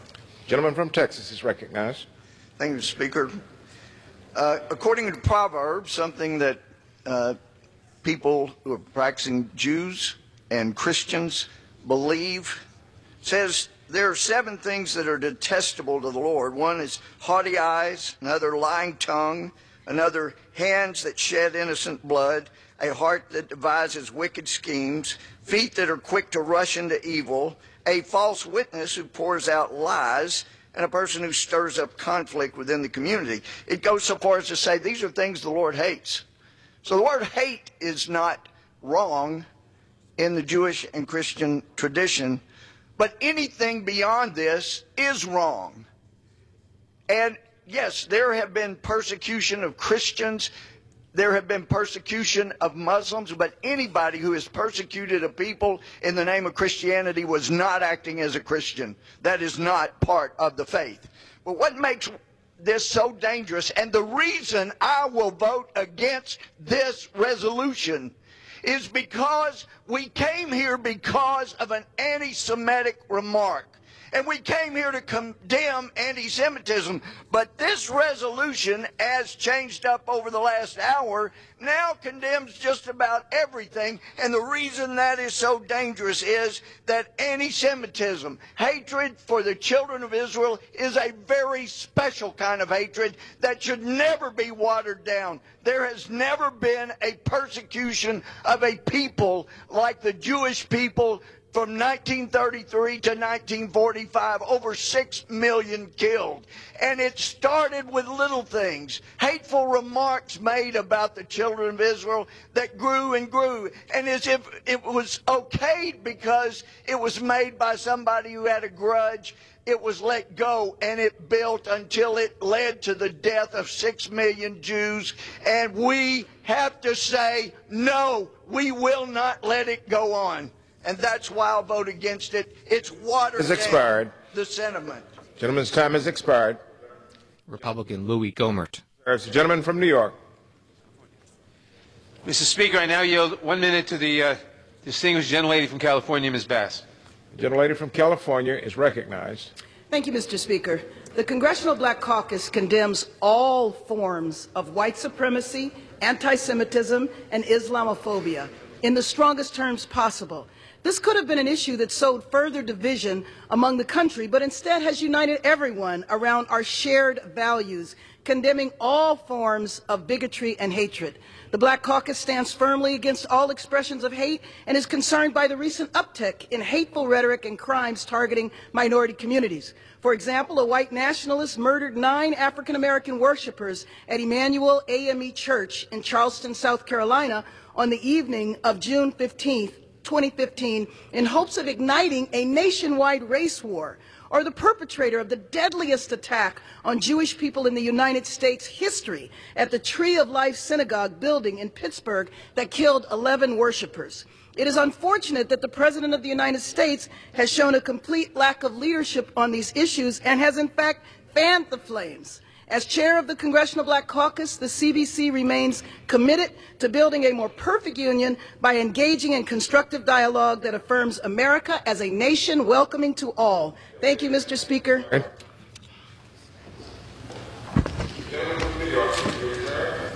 Reserved. The gentleman reserves. The gentleman from Georgia. Thank you, Mr. Speaker. I want to go back to what I was talking about when we first started this, and being saddened to be here, and also how we're continually rushing stuff to the floor. Republican Doug Collins. No, it's an oversight, but it goes back to my very statement here. And again, I'd remind everyone here, if we wanted to write a simple resolution here, hate is hate, it's not good, don't say it. Think about what you're doing. You could have done this in a half a paragraph. Not to belittle any of this. This is all wrong. But on page 7, number 7, we have a resolution that says condemns death threats received by Jewish and Muslim members of Congress. I'm a member who has had someone put in jail for threatening to kill me and my daughter. Why don't we condemn that? We forgot it. We forgot it like we had other groups in this bill that we've wrote 3 times that we had to add because we forgot them. As I mentioned earlier, why didn't we add Mormons? Why didn't we add Jehovah's Witnesses? It's not that the issue here is the hate and what happened and where it went back to. And our speakers on both sides have went to the very issue of why we're here. I go back to the issue of what I talked about earlier, that I am saddened for the state of our House, that we are so concerned about trying to make talking points and finishing it that we rush stuff to this floor. This is not what we do or who we are. Hate is hate. It's bad. It's wrong. Quit saying it. But don't keep rushing stuff to the floor when you don't even really understand what you put in the bill. And with that, I reserve. The gentleman reserves. The gentleman from New York is recognized. Mr. Speaker, I now yield 3 minutes to the distinguished gentleman from New York, the chairman of the Foreign Affairs Committee, Mr. Engel. The gentleman from New York, Mr. Engel, is recognized. I thank the gentleman for yielding, Mr. Speaker. I'm going to vote yes on this measure today. I do have concerns about how we're dealing with these issues, but obviously all forms of hatred and bigotry are intolerable, and we should go on the record in saying so. I'm voting for this because when I read the resolution, I agree with everything it says. But let me say this, to the criticism that the Democratic majority won't condemn anti-Semitism. A few weeks back, we took the virtually unprecedented step of accepting a Republican motion to recommit, the procedural tool the majority never supports, because it condemned anti-Semitism. We were proud to set aside precedent to condemn anti-Semitism then, and in today's resolution we're doing so again today. So contrary to what some are saying, that's twice in the course of a month that the Democratic majority is condemning anti-Semitism on the floor of the House. But I must say, the words spoken by our colleague from Minnesota last week touched a very real, very raw place for me. And my desire for the House to go on record again specifically condemning anti-Semitism wasn't a desire to single the gentlewoman out or to stifle debate on U.S. policy towards Israel. But it was a desire and need to say that certain words, no matter who utters them, have no place in our public discourse and indeed can be very dangerous. And when a member of our body speaks the way it speaks, the way the representative from Minnesota spoke, then we need to single it out and say we will not tolerate it. But in the last week, these problems have been compounded. Since the comments that sparked this controversy, the gentlewoman from Minnesota has become the target of vile racist Islamophobic smears and threats. One begets another, and we've got to put a stop to it now. That's horrific. Islamophobia has no place in this body or anywhere in the United States, and anti-Semitism certainly doesn't either. I wish we had had a separate resolution about anti-Semitism. I think we deserved it. I think it was wrong not to have it. I don't think we should mix everything. But I want to say very clearly and very loudly that anti-Semitism will never be tolerated by me, never be tolerated by this body, and no member of Congress should be making anti-Semitic statements. No member of Congress should be saying hurtful things and then not apologizing for them. So I hope we can put everything together, support this resolution. It condemns all kinds of hatred, whether it's Islamophobia, anti-Semitism, any kind of hatred. That's what we need to do. And every time that anti-Semitism rears its ugly head, we need to stop it. And this resolution is a fine resolution, and I will support it, but I am very disappointed that we weren't able to have a separate resolution to specifically condemn anti-Semitism and what our colleague said that really was a very hateful term. I hope we can put everything together in this House. I know we can. I know people on both sides of the aisle want to work together. We want to stomp out any form of hatred, particularly anti-Semitism. I will continue to work with anybody who wants to do that, and I yield back the balance of my time. Gentleman yields back. Do you continue to reserve? The gentleman from New York? Gentleman reserves. The gentleman from Georgia. Thank you, Mr. Speaker, and I appreciate my colleague from New York's statements just then. It's frankly a shame that he had to come say that in this context. But I appreciate what he said because he's right on. He's correct. And with that, I yield a minute and a half to the gentleman from Florida, Mr. Gates. Gentleman from Florida is recognized for 1.5 minutes. Thank the gentleman for yielding, and I fully associate myself with the comments from the gentleman from New York condemning anti-Semitism. Full stop. Entirely appropriate thing to do. I just think it's curious how we ended up here. I mean, we are having this debate right now because Democrats had an objection to something said by a Democrat.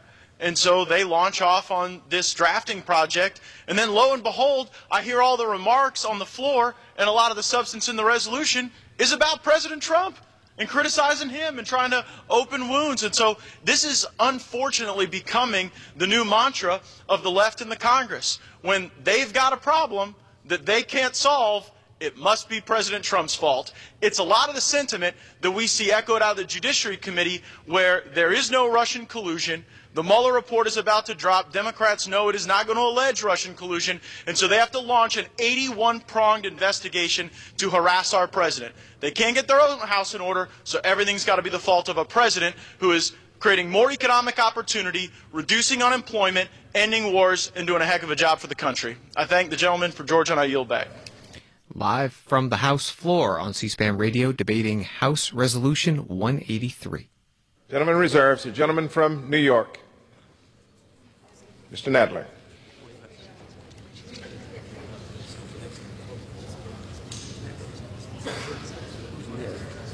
The gentleman from New York is recognized.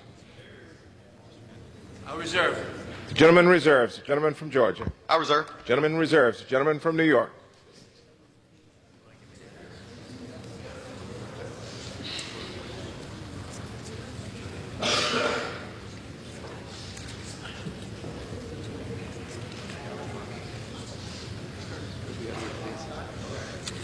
Mr. Speaker, I now yield 45 seconds to the distinguished gentleman from New Jersey, Mr. Gottheimer. Gentleman from New Jersey is recognized. Thank you, Mr. Speaker. As a Jewish member of Congress who lost family in the Holocaust and whose grandfather fought the Nazis, I need no reminder about our responsibility to confront bigotry, hatred, and intolerance wherever it is found.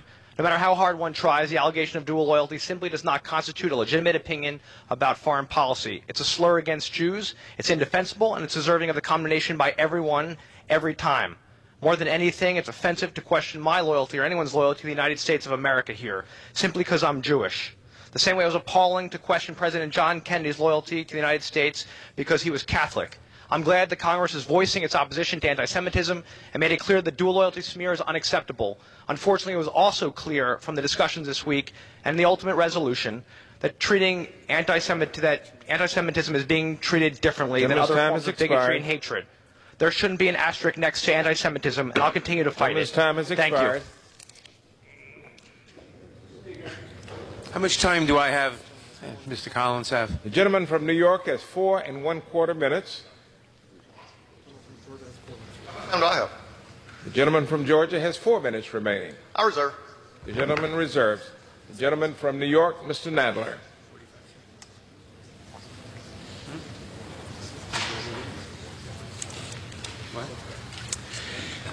Mr. Speaker, I now yield 45 seconds to the distinguished gentlelady from Florida, Ms. Wasserman Schultz. Gentlelady from Florida is recognized. Thank you, Mr. Speaker. One thing we are all reminded of this week is that words have power and divisive words cause pain. Every Jewish person in America, no matter where they are from, could share a story of deeply painful anti-Semitism that they have personally experienced. For me, at its worst, Nazi-obsessed internet trolls mercilessly taunted my children with Holocaust threats too vile for me to describe on this floor. And this pain is frequently felt by all too many Americans. How you look or speak, who you love, or where you live and pray can still invite unwanted and potentially dangerous words of hostility. The conversation today about anti-Semitism, allegiance, and loyalty is necessary because remaining silent against hatred and bigotry is not an option. I'm a second-generation American on both sides of my family. 2 generations later, it was possible for me to become a member of the U.S. Congress, only in America. So questioning my allegiance is painful and personal. Unfortunately, this dual loyalty question is not isolated to Jews. Words have power. We must carefully choose our words and make sure that we use them to unite us and not to divide us. I yield back. The gentleman from Georgia is recognized. I reserve. Gentleman reserves. Gentleman from New York. Mr. Speaker, I now yield 1 minute to the distinguished Speaker of the House. The gentlelady from California, the Speaker of the House, is recognized. Speaker Nancy Pelosi. I thank the gentleman for yielding, and I thank him for bringing this important resolution to the floor of the House. I commend the gentleman from Maryland, Mr. Raskin, and the gentleman from Louisiana, the very distinguished gentleman from for his participation in writing this important resolution. It is in the spirit of unity and solidarity with my colleagues as we come together in this chamber of our American democracy to condemn all forms of hatred, racism, prejudice, and discrimination with a hopefully single and strong voice. It is profoundly disturbing reality that anti-Semitism is on the rise in America today, and anti-Semitic attacks increasingly are at the highest rate on record. Appalling acts of hatred and bigotry are being inflicted on all elements of our society, be they African American, Latino, people from Asia, attacks in terms of people being Muslim or other religious faiths. This isn't who we are as a country. We all believe that there is a spark of divinity in every person who exists, that we are all God's children, and that we come to meet with each other in a way that commands respect for that provenance of our being all God's children. And then we see people making attacks on each other throughout the country, whether it's in Charlottesville or whether it's anti-immigrant attitudes that have reared their ugly heads in our country. And it is in that spirit that I come to the floor almost emotionally to speak about this. In the Congress and across the country, we must accept debate on any subject in a legitimate way, whether it's on our U.S.-Israel policies and the rest. That is protected by the value of free speech and democratic debate in the United States and in Israel. Israel is our friend and our friend in that region. We support Israel out of friendship, out of shared values, but also because it is in our national interest to do so. But not every one of us in this body agrees on every provision of our or any consideration in that relationship. That's a separate and complete issue from anti-Semitism. Anti-Semitism, whether it's an form of attacks on Jewish people, anti-Semitic tropes, prejudicial accusations, or any other form of hatred, is deeply and unequivocally offensive and must be condemned wherever it is heard. And all of us must remember, as members of Congress, as President of the United States, that our words are weightier once we cross the threshold into Congress, and indeed they weigh a ton when someone becomes the President of the United States. It's also disturbing that Islamophobia and white supremacism remain a sinister and shameful presence in America today. Too often that goes under-noticed or unchecked. Such attacks are even targeted some of us in this body. We must condemn these attacks and confront them. As members of Congress and Americans, we have a solemn, urgent responsibility to fight to end the scourge of bigotry, racism, and hatred in our country. I do want to again salute our colleagues, Cedric Richmond, our distinguished former chair of the Congressional Black Caucus and now distinguished leader in the WHIPS operation, for his leadership in shaping this legislation, and again, Congressman Jamie Raskin of Maryland for his leadership role in all of this.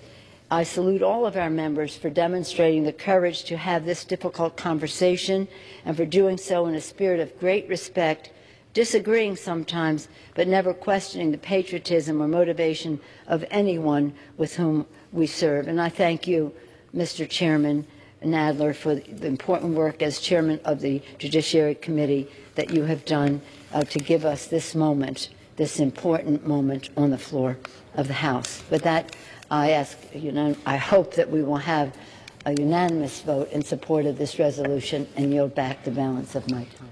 Speaker Nancy Pelosi. Gentleman from Georgia is recognized. I reserve. Gentleman reserves. The gentleman from New York. We're prepared to close. Does the gentleman... Who's last one, please? Gentleman from Georgia is recognized. Thank you, Mr. Speaker. Republican Doug Collins. Before I yield in just a second, I do, again, I want to go back to something. I appreciate the words that have been said here. Again, I cannot emphasize this enough. It took 7 pages to describe what it simply can be say is don't hate, watch what you say, you're a member of Congress, we deserve better. The House deserves better. When we understand this, then we can begin to understand also, I want to go back to something that I will hit again. It goes back to this is, again, something put together because we couldn't come to agreement on the very nature of what started this, which was anti-Semitic comments, and to having to have some of our Jewish legislators come down here and condemn that is sad, wanting to have to vote for something that at the very heart tore them apart, and you could hear it in their voice. But yet, they have to vote for this. We also put it together, getting at 3:20 this afternoon, having to get this. We left out the Church of Jesus Christ of Latter-day Saints. We left out Wiccans. We left out Jehovah's Witnesses. We left out disabled people who are often discriminated and had hateful things about. We also, in the thing, found out that the only ones that we're going to condemn getting death threats are Jewish members and Muslim members. We're not condemning anything else. This is just another attempt to rush to do something, to fix something. As I said last week, and I'll say it again, what makes you feel good doesn't always heal you. This is another example of a rush product. With that, I yield the remainder of our time to 1 minute. Well, I yield 1 minute to the gentleman from California The gentleman from California, the minority leader, is recognized. Republican Kevin McCarthy. Mr. Speaker, I want to start by thanking a member from the other side of the aisle, Chairman Elliot Engel. Thank you for when you heard the language that you stood up. Thank you for your work. To all the members that are here, this shouldn't be this hard. We should not have to go through the number of versions that we had to do. We shouldn't have to be on this floor even speaking about this.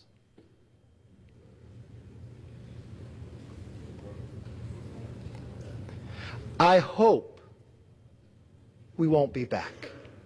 Of all the things that have happened this Congress, this is what we've talked about the most. This is the action that this Congress has taken the most. Twice. Twice we have to make a statement that we're opposed to anti-Semitism. The first time, it took the minority that doesn't have very many abilities to bring something to the floor, but we did, and we spoke with one voice. But now we're back in a few weeks, stating the same thing, but without apologies. Without apologies from that voice. It did not have to be this hard. We didn't have to break 72-hour rule that you put in this year to make it less than an hour, because fear of what would happen tomorrow on a motion to recommit. I will pledge to you this. From this side of the aisle, and I hope you understand this clearly, any hatred, we take action. I hope you've seen from the action on this side of the aisle of where we stand. We didn't have to have a resolution, but when it came to the floor, we voted for it. We took action before it came to the floor, and it wasn't simply, please apologize. It didn't have to be this hard. Yes, Mr. Speaker, our Madam Speaker was right. America is better than this. But to my members, Congress is better than this. Please, do not make history write about our time with these 2 years that the most we've ever done is that we had to keep bringing resolutions to the floor to tell people that anti-Semitism is wrong. If that's the only action we're going to take, I know we're better than this. I yield back. The gentleman yields back. The gentleman from Georgia has 1.5 minutes remaining. And I'm reserving. The gentleman reserved. That was Congressman Kevin McCarthy, Republican from California, the minority leader. Live coverage from the House floor as debate is now closing on this resolution dealing with anti-Semitism, anti-Muslim rhetoric, also other hatred. It's HRES 183. Quick note that it will take a 2/3 vote to pass under the rules that they're using. C-SPAN Radio, WCSP-FM, Washington. In just a minute, Washington Today. Connect with C-SPAN to personalize the information you get from us. Just go to cspan.org/connect and sign up for the email. The program guide is a daily email with the most updated primetime schedule and upcoming live coverage. Word for Word gives you the most interesting daily video highlight in their own words with no commentary.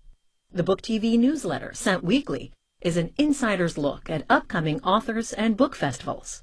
And the American History TV Weekly newsletter gives you the upcoming programming exploring our nation's past.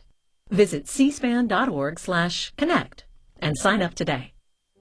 Join C-SPAN every Sunday for conversations with people making the news and the journalists who cover them.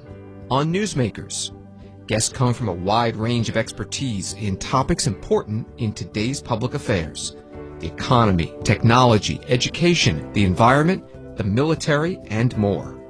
Legislators and other experts talk with reporters who cover their shared area of interest. Newsmakers, Sundays at 10 a.m. and 6 p.m. Eastern on C-SPAN Radio and television.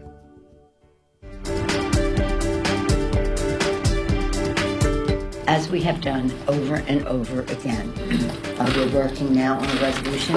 We'll see when we bring it to the floor that will again speak out against anti-Semitism, anti-Islamophobia, anti-white supremacy in all the forms that it takes, that our country has no place for this. Those remarks by House Speaker Nancy Pelosi on today's floor vote to rebuke anti-Semitism and all forms of hate speech. It is Thursday, March 7th, and this is Washington Today on C-SPAN Radio. I'm Steve Scully. But some Democrats were not happy the way the final resolution was drafted. Christina Marcos is following that part of the story for TheHill.com. So Ted Deutsch, he's a congressman from Florida, and he was involved in drafting this resolution. He had been quiet over the last couple of days as these progressive members were calling for the resolution to more broadly condemn hate. But then he went on the House floor this afternoon to argue that this resolution should just focus on anti-Semitism, and he questioned why that can't be a focus on this. And he said that Omar should be specifically called out for her comment. Also on Capitol Hill, Supreme Court justices testifying before a House committee on the SCOTUS budget. Justice Samuel Alito was also asked about cameras in the court. The first thing I think I should say is that all of my colleagues and I share your interest in making our proceedings and everything that the court does as accessible to the public as we possibly can, consistent with the performance of our paramount function, which is to decide cases in the best possible way. We'll also hear from another Supreme Court Justice, Elena Kagan. And net neutrality is back in play. Congressional Democrats want to restore it. Brian Fung of The Washington Post explains. According to the text of the bill, the legislation that's being put forward by House and Senate Democrats would essentially roll back the FCC's decision to repeal the 2015 net neutrality rules and reinstate the old rules as they stood when they were first approved in 2015. That would basically mean that internet providers would be forced not to block or slow down or speed up websites and apps and services according to their whims. The stories shaping Washington today, all ahead on C-SPAN Radio. And we begin with the issue that took up much of the debate on the House floor, a resolution that condemns anti-Semitism, anti-Muslim discrimination, and bigotry against minorities as, quote, hateful expressions of intolerance. It comes as Democrats trying to move past an issue that has really overtaken their congressional agenda following the remarks, many viewed as anti-Semitic, by freshman Democrat Ilhan Omar. During her morning news conference, Speaker Nancy Pelosi says that she does not believe the Minnesota Democrat understood the weight of her words. The resolution, by the way, does not mention Representative Omar by name. Do you think that Ilhan Omar understands why her comments were problematic, and what happens if this happens again? Well, first of all, thank you for the question. I don't think that that the Congresswoman is perhaps appreciate the full weight of how it's heard by other people, although I don't believe it was intended in any anti-Semitic way. But the fact is that that's how it was interpreted. We have to remove all doubt, as we have done over and over again. We're working now on a resolution. We'll see when we bring it to the floor that will again speak out against anti-Semitism, anti-Islamophobia, anti-white supremacy in all the forms that it takes, that our country has no place for this. But on anti-Semitism, we voted a resolution on that just recently. The yeas and nays are requested. Those favoring a vote by the yeas and nays will rise. A sufficient number having risen, the yeas and nays are ordered. Members will record their votes by electronic device. This is a 15-minute vote. The legislative focus of the House this week has been H.R. 1. The judiciary is pretty opaque in terms of filing Freedom of Information Act requests on the judiciary. I don't think we're going to be able to get our requests through the judiciary branch. How big is your operation at Open the Books? So we have about a $2 million budget this year. We've got 30 people, and all they do is file Freedom of Information Act patches that are underway at all times. You know, they're coming in weekly and daily, and the race is never won, as was said earlier by Mr. Sorensen. Yeah, but the question is, what did you learn from it? In other words, as you look back, I understand that you have beefed up your cybersecurity presence, and you've got the CSO reporting, and you put a bonus system in place that incentivizes all your executives to look at it. But what happened? How could those 8,500 vulnerabilities not have been addressed at that time? What did you learn from that? Well, I learned from that, Senator, that that's not how you want to operate. You know, we don't operate that way today. There's a real focus on, both risk prioritizing, the patching that needs to be done, so the most critical areas are done first. The next ones happen after that. There's real follow-up. There's tracking. I think Mr. Farsi talked about, how we follow up on those. We have automated systems now to track those, but there's a real rigor, as there should be, around ensuring that that work is completed and those vulnerabilities are closed down. So that 2015 audit, if it had been followed up on, would have made a difference. It appears to us, based on our analysis of what happened. Where are you now? Have you done a recent audit? Are you continuing to audit? We audit routinely. I don't know the last audit, I believe, was done by the internal audit team in the fourth quarter. We also have third parties coming in and doing work around our cybersecurity efforts, and we do our own perimeter testing by our own internal team. We also bring in third parties that the team doesn't know is trying to penetrate the exterior of our system. So there's all levels of rigor around getting external inputs like audit around our systems and processes. Mm-hmm. So you've done a follow-up audit comparable to that 2015 audit, and you have responded to what has been discovered, because I assume that it also discovered that there were certain vulnerabilities. Correct. You want your audit to identify things that will make the system better. That's the way I think about audit teams. And I don't know how many audits have been done since the cyber breach in 2017, and I can follow up with your office on the number of audits around this area, but there have been numerous. And as you might know, there's also regulatory organizations, CFPB, the Attorney Generals, and others that are involved in discussions with us around audits, as well as our customers are doing audits. Well, our answer is to figure out, what the heck happened? How could you have an audit that, again, uncovers these vulnerabilities and not act on it? And with regard to legislation we're looking at, what role should audits play? If you could provide that to the subcommittee, that would be very helpful. When your last audit was, any results of the audit, how you react to it today, that would be much appreciated. Senator Rosen. Thank you. I want to thank you for bringing this very important issue, privacy and security. It is issue number one, not just for all of us as individuals, but for all the companies and businesses that serve us, that we expect to protect us and our communities every single day. But I want to address, I do have some things to talk about acquisition and data migration. As a former software developer, I've actually done that in my prior life, so I have some comments on that. But first, I want to talk about the global nature, Mr. Sorensen, about Marriott Hotels. Of course, you're worldwide. You operate in all 50 U.S. states and in 130 countries and territories. Americans stay at Marriott Hotels all over the world, so it is crucial that our data collected is secure. Of course, you've noted yourself, approximately 23 million passports have possibly been compromised, no matter where the hotel has been physically located. So my question to you is, last year, Secretary of State Mike Pompeo stated publicly that China was responsible for the cyber attack on your Marriott system and theft of consumer data. Do you believe that to be the case? First, good morning, Senator Rosen. Thank you. Nice to be here and be able to answer your questions. The short answer is we don't know.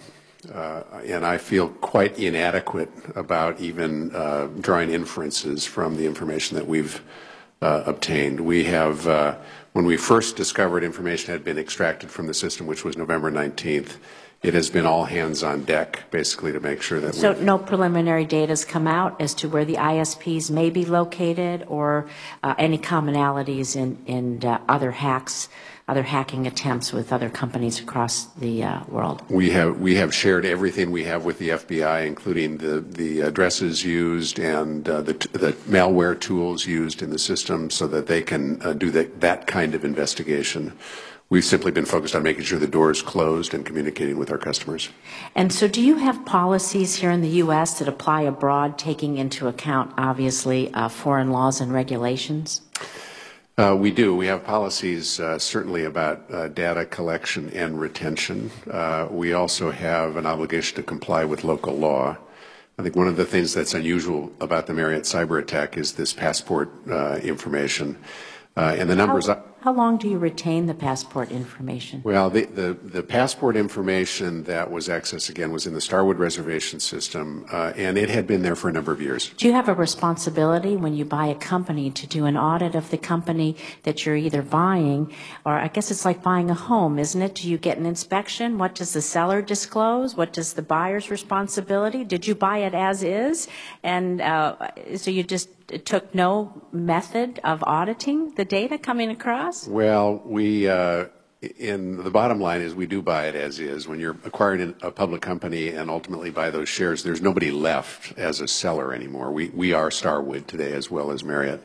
But of course we did diligence. We had... But who maintains... So I want to tell you, as a former computer programmer, I've worked for companies where I've done this acquisition and data migration. And while the other system is still up, I had a team of people working with me to maintain that system, auditing that system, making sure it had integrity while we were training and moving that data over. Right. So where was your responsibility in maintaining, and as you migrated, protecting that data? We were very much taking the same approach. So even really 3 periods we could look at separately. One is the 3.5-week due diligence period before we signed documents to acquire Starwood. Very abbreviated, public company to public company. That was tell us about your IT system. Our IT team was involved in that, in asking questions. But it was quite brief, and we didn't learn about any of this. Second period is between the fall of 2015 and the fall of 2016, between signing and closing the transaction. And while we had not closed, our IT team was deeply engaged in understanding Starwood's system, understanding the data, understanding the vulnerabilities, and being ready essentially for the moment the transaction closed to say, okay, now what are we going to do with this system, both from a cybersecurity perspective, data retention perspective, but also an operating perspective, obviously. Mm-hmm. And then immediately after closing, it was bringing in not just our internal expertise, but external expertise, and saying, help us identify the risks in this system.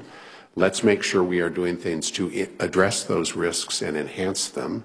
In retrospect, we wish we had done even more. Obviously, something happened.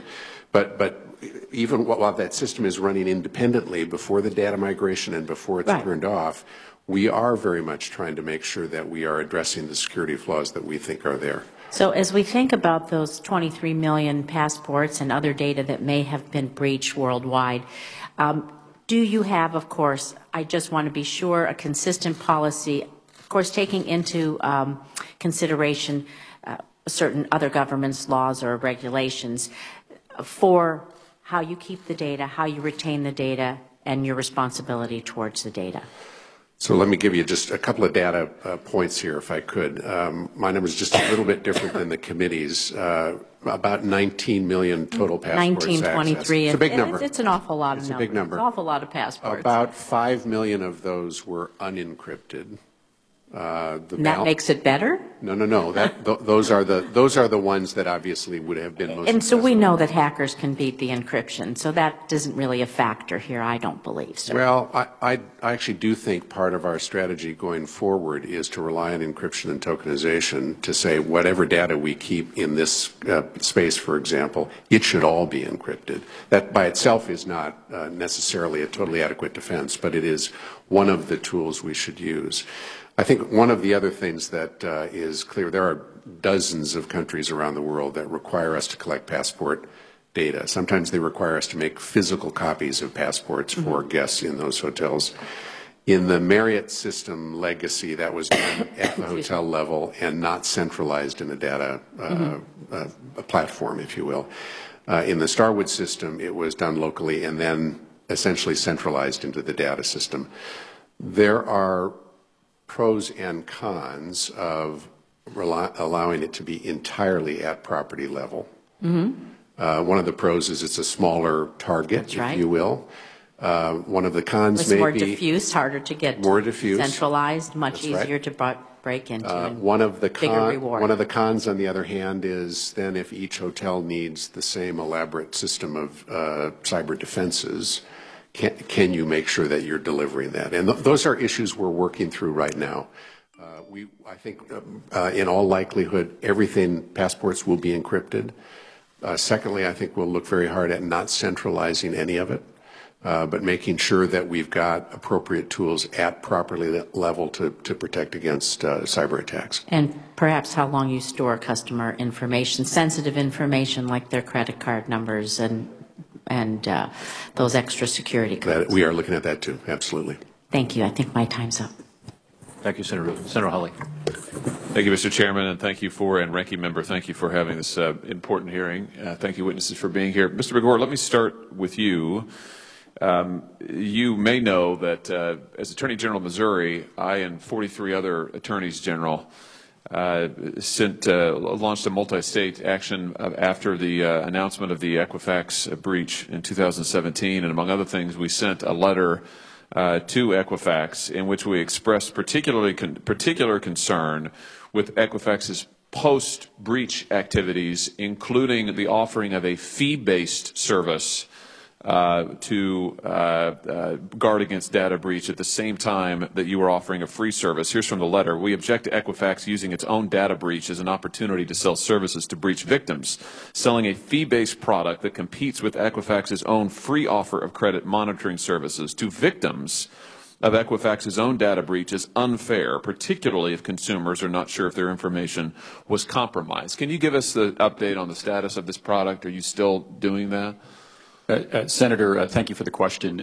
As I mentioned in my testimony this morning, we offered a free product for all Americans, whether they were impacted or not at the time of the data breach. And then I don't know the exact timing of when we stopped marketing to consumers, but soon after the data breach, it may have been when we received the letter from you and the other attorney generals, we stopped marketing to U.S. consumers as a result of that. We recently started again marketing in October on a very limited basis. The other thing that we offered in January of 2000. This is a free product, though. You said that you were marketing a free product. No, Senator. When the breach happened, we offered a free credit monitoring product to any American, and it was opened up to any American could get that, whether they were impacted by the data breach or not. That happened in September of 2017. In January of 2018. We added another free product for any American that's free for life, that's a lock and alert product where on your mobile device you can lock your credit file or unlock it. And that's Equifax is the only credit bureau offering that. And then last, you talked about marketing to consumers. We stopped marketing in the, I don't know the exact date, I can come back to your office, but in the fourth quarter of 2017 to U.S. consumers. What about the fee-based product, however, that you were offering after the announcement of the breach? And that's what I was referring to, Senator. We stopped that in the fourth quarter of 2017. You stopped marketing it? That's correct. In the fourth quarter. Okay. We raised another of other concerns, the attorneys general, in that same letter and in that same multi-state action, including the terms of service that required customers to waive their rights, charges customers pay for a security freeze with other credit monitoring companies, and overly long wait times for the Equifax customer support call center. Can you give us an update on how you've addressed these concerns?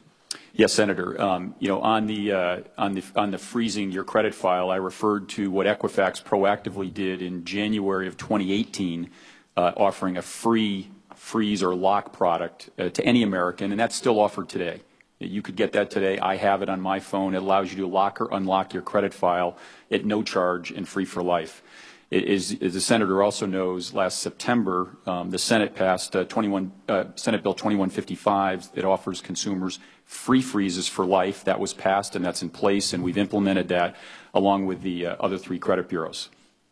With regards to our customer service center, there was clearly some challenges there as I look back on what happened in the fourth quarter. Staffing up for something like this is quite challenging. In my testimony this morning, I talked about the incremental $50 million of investment we're making now in our customer service capabilities to enhance our abilities to manage our day-to-day interactions with consumers, as well as investing to make it easier for consumers to interact with us when they have a question outside of a data breach, but just in their normal day-to-day activities with the credit bureau, whether it's around a dispute or a question on their file. Thank you. Mr. Sorensen, in the testimony you've provided, the written testimony you provided to this committee, you noted, I'm going to make sure I get this right, you noted that you've not received any substantiated claims of loss from fraud attributable to the incident, and that none of the security firms that you'd engaged to monitor the dark web have found evidence that information contained in the affected tables has been or is being offered for sale, and that you'd not been notified by any banks or credit card networks that Starwood had been identified as a common point of purchase in any fraudulent transactions. Do you take this to be a thorough accounting of which sources might know about your customers' data used by third parties, and is it sufficient for you just to wait for them to report to you? I think the answer, certainly the first question, is no. It's hard to feel like anything is thorough in this space. You pick up signals from a number of different places. We use a number of different tools, for example, to try and go after the same thing. We take some comfort in this, but it's only some comfort. And I think we are grateful for the partnerships we have with the financial institutions so we can have a little bit of that dialogue about what they might be seeing. But we are, you know, one of the reasons we put the Web Watcher out and made it available to our customers is that's another tool to look regularly at the so-called dark web to see whether a particular customer's information is showing up on that dark web.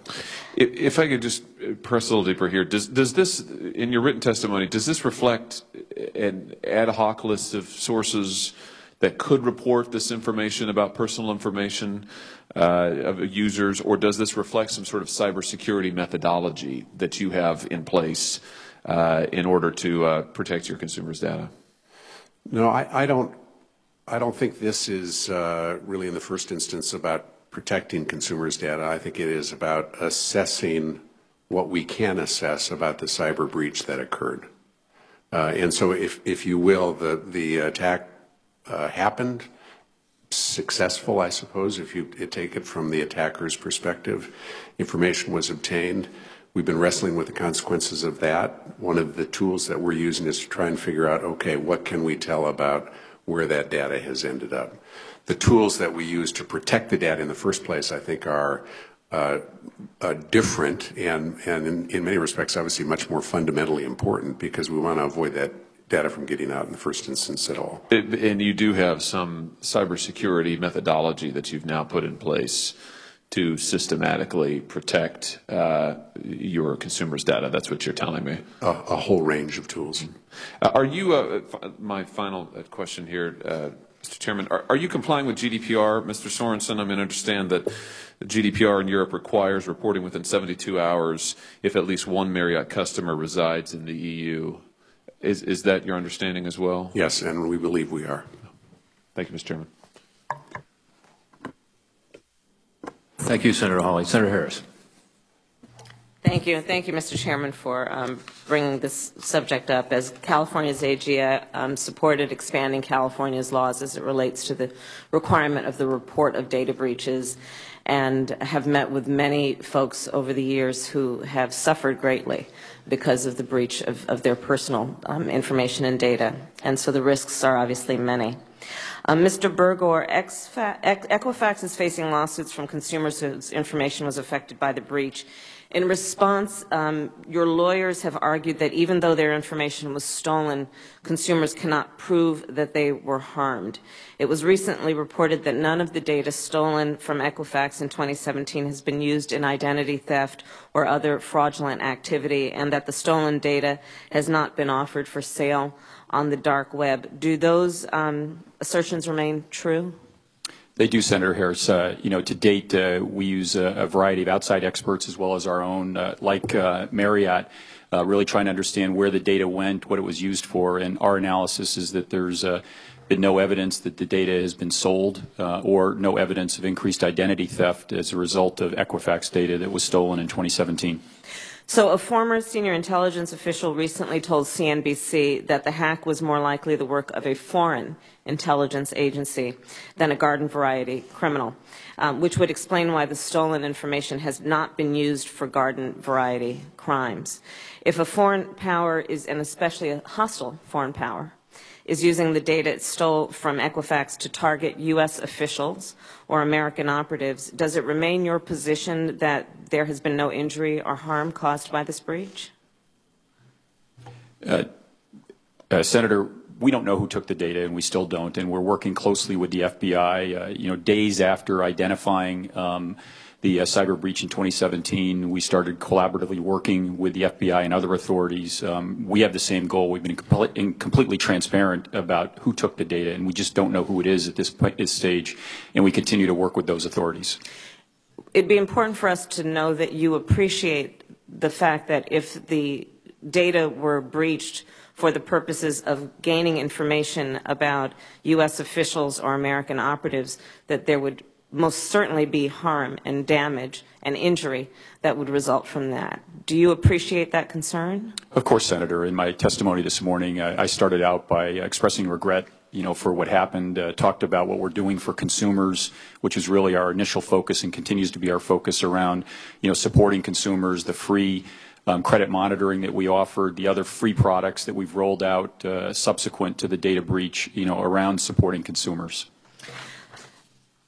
And do you understand that there have been targeted violations of privacy as it relates to employees of the United States government, and that there is a concern among the intelligence community and all of us that there is a focused concern and actually a triangulation around officials, and American officials, and in particular those who may be involved in our military or in intelligence work, and the attempt being to get their personal information for the purposes of attempt to compromise those individuals. Are you aware of that concern? I've read about it, and I've listened to the experts that we work with about that threat on American companies and on American consumers, and as well as government employees.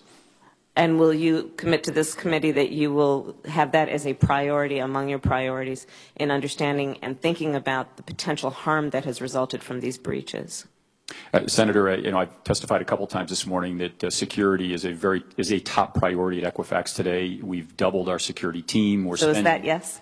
The answer is everything we're doing is around yes. Okay, great.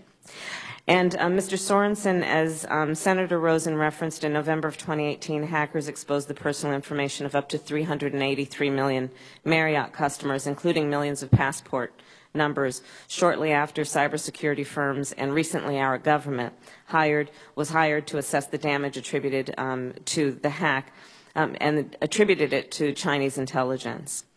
In addition to passport numbers, could hackers have accessed guest itineraries and the names of their traveling companions? Yes. Well, traveling companions I'm not certain about, but reservation data was obtained in, I think most recently, as far as we can tell, in 2016. So that would have been my upcoming reservation, or perhaps a past reservation that I had had at one of the Starwood hotels.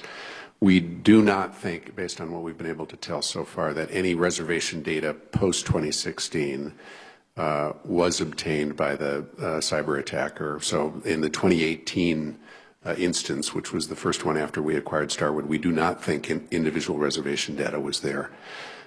This is not 100% provable, but we believe that that means there's no longer any upcoming reservation data which was obtained. Because if 2016, 2 years ago, we tend not to take reservations more than a year out. So probably nothing that is still, if you will, a future reservation. And then as it relates to the names of traveling companions, it is the custom of Marriott hotels to collect the information of whoever is occupying the room, whoever has the credit card plus whatever guest they may have. Isn't that correct? Well, again, this is the Starwood Reservation database, and certainly in many instances, a hotel would note somebody else who might be sharing a room, but not necessarily in every instance. If the person who made the reservation is showing up and checking in and getting the key, the front desk may or may not take the time to make the effort to figure out whether a spouse or a child or somebody else was traveling with them. But certainly it would have happened in some circumstances. So for those folks whose names may have been exposed, but they're not actually the individual who's contracted with the hotel to pay for the room, have those people been notified of this breach? Well, we tried very hard to notify everybody that we could. The first tool we used, of course, was a broad press release with broad public dissemination, and then the carrying on the banner, if you will, the top line of the Marriott.com, Starwood.com apps, all the rest of it. In addition, we sent out in excess of 50 million emails to folks that we had email addresses on to also make sure that we were notifying them in that way. Is it possible that somebody has slipped through the cracks? Of course. I think the more likely that they were repeat customers of ours, the more likely they are travelers, the more likely that they would have been either notified by us directly or seen the news. And then, Mr. Chairman, just one last question, and it's a brief question. Is it correct that Marriott is the top hospitality provider for the American government and the United States military? I don't know that we have the data which would tell us that. We are the largest hotel company by rooms. Can you follow up with the committee and see if you may have the answer to that question? I'll ask to see whether we can find out. Thank you. Yes. Thank you. Thank you, Senator Harris. Senator Peters. Thank you, Mr. Chairman. Thank you to our witnesses today. Mr. Begor, if a consumer is delinquent on a payment but later makes the necessary payment to bring the account current, it's my understanding that that delinquency stays on the credit report for 7 years. Is that correct? Yes, it is, Senator. So if a consumer misses a single credit card payment and then follows, you will continue to follow them for basically 7 years, and then they're going to have an opportunity to, in that 7 years, basically demonstrate that they are a good credit risk, a good credit score, and as a result of that, then get additional credit as a result of that after that 7-year period. Is that correct? If there isn't any other activity? There isn't, Senator, but as you may know, in the credit scoring models that we use, other credit bureaus use, the banks use themselves as a delinquent payment, using your example, if there was one delinquent payment, as that ages out, it becomes less predictive and right. It has less impact on an individual's credit score or ability to obtain credit. But still, it's the expectation it takes 7 years. You want to watch it for 7 years, basically, just to see how it acts. Obviously, there's a slope there. And I bring that up because I think that most people, certainly everybody that I talk to, believes that Equifax was beyond being just delinquent on one payment when it came to the securing of this critical data and this cybersecurity hack, and that the information that has now been put out or has been taken will likely be there forever. And in fact, that you haven't seen some of these activities in the short run may make sense, because if you're a bad actor, you may wait a while before you actually use this data to use it for nefarious purposes. And so I just find it kind of interesting in that delinquent payments for a consumer you follow for 7 years, although you've offered the credit freeze for a lifetime. When it comes to credit monitoring, it's only 2 years. And credit monitoring is certainly much more preferable to consumer convenience than it is to freeze and to unfreeze, go back and forth. And I know you want to build consumer trust, but if you're telling your consumers, we'll watch you for 7 years because you've missed one payment, but we had this massive breach and we gave all your personal information, somebody got all your personal information to millions of people, and it's going to be out there for the rest of your life, but we'll help you for 2 years. It seems to me that it would make sense that at a minimum that you would offer credit monitoring for the 7 years, just as you monitor your customers for 7 years. So my question to you, Mr. Begor, would you support mandating free credit reporting for 7 years for all consumers whose personally identifying information was the subject of a breach of a credit reporting agency? Senator, we think that's really situational on what the consumer should be offered. We offered 12 months starting in the fourth quarter of 2017. We voluntarily extended it for another 12 months early or late last year.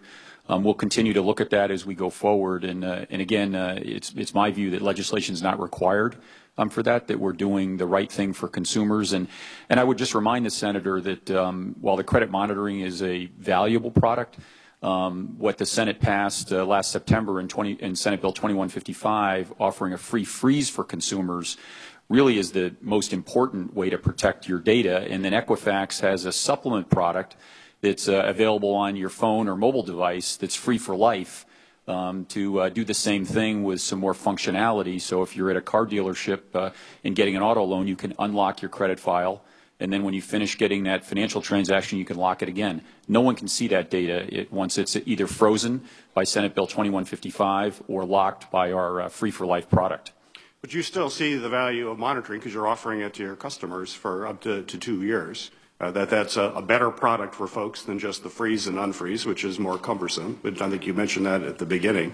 So my question is, what you said you'll reevaluate this on a situational basis. What is that situational basis? What's the criteria you'll be using as to whether or not to extend this beyond the 2 years? Senator, it really depends on how the data, how we can see the data has been used and what it's being used for. Is I think some of the criteria we take into effect, and I would make the point where credit monitoring is quite valuable. We believe that giving consumers control about who has access to the data. When it's frozen, no one can see it, and no one has access to it. I'd like to, in the remaining time, touch briefly on another important subject, and that's the collecting of data on minors. How many minors had their personally identified information compromised in the 2017 breach? Senator, I don't have that information in front of me. I'd be happy to get back to your office with that. Is it greater than 0? I don't know the answer to that, Senator. So you'll provide that for yes. me? That would be great. Do you have any policies regarding the collection of information on minors? The policy is that we don't. And as you may know, Senate Bill 2155 allows a parent to put a freeze on their children's credit file if in fact they have one, and we're quite diligent about managing that because it's an area of focus by imposters or fraudulent individuals that try to create a credit file for identity theft purposes, not only on minors but other Americans. Well, is there an instance where a young child would need a non-frozen account? Not to my knowledge, Senator. But a parent has to opt out, even though there's no reason to have a frozen account. But the parent has to be active in doing that. Okay. So last year I worked to pass legislation that protects children from synthetic ID fraud. It's a form of identity theft that I know you know very well, where stolen security numbers of children are paired with fake names and birth dates to apply for loans, credit cards, and other accounts. Could any minor's information that was exposed in the 2017 breach be used as part of identity theft or synthetic ID fraud operation? Senator, I'll have to get back to you on what minors were included, if any. I don't know the answer to it in the theft that took place in 2017. Great. Well, I appreciate working with you on that. Thank you. We're going to have a short second round here. Senator Carbon, do you have additional questions? Both Equifax and Marriott publicly announced their data breaches within weeks of learning them. And while this is better than some companies have done in recent years, as you know, it's a lot longer than, for example, Target waited when it suffered a breach in 2013. In fact, Target learned about a cyber attack, you may recall, affecting its customers in the middle of the holiday shopping center. I was one of them. And that year informed the Justice Department and the public literally within days. And this allowed Target customers to take precautions against fraud and identity theft and to monitor the bank and credit card statements. Mr. Begor, the hackers who attacked Equifax were in the company network for 78 days before Equifax discovered their presence. I think that's correct. And by the time Equifax informed the public, consumers' information had been in the hands of hackers for close to 4 months. Given the damage that can be done with the type of information Equifax collects, why do you suppose the folks who are in positions of responsibility prior to your arrival, why wait 6 weeks to step forward? Why not follow the target example so that people could take swift action to protect themselves as soon as possible? And if I'd been you coming into a new situation as the new CEO, I would have said to the people who were there before me, what were you thinking? How could you have allowed this to happen? Did you ever have this kind of conversations? Senator, I had a lot of conversations when I joined last April, as you might imagine, and I hope you get a sense for the pace of change, the breadth of change, the priority around security. There's a whole new team here. We've added extensive resources, and we're very serious about security. With regards to the time frame, with a data breach, my strategy, and I believe it was the team's strategy at the time, was to be accurate and quick in completing the work.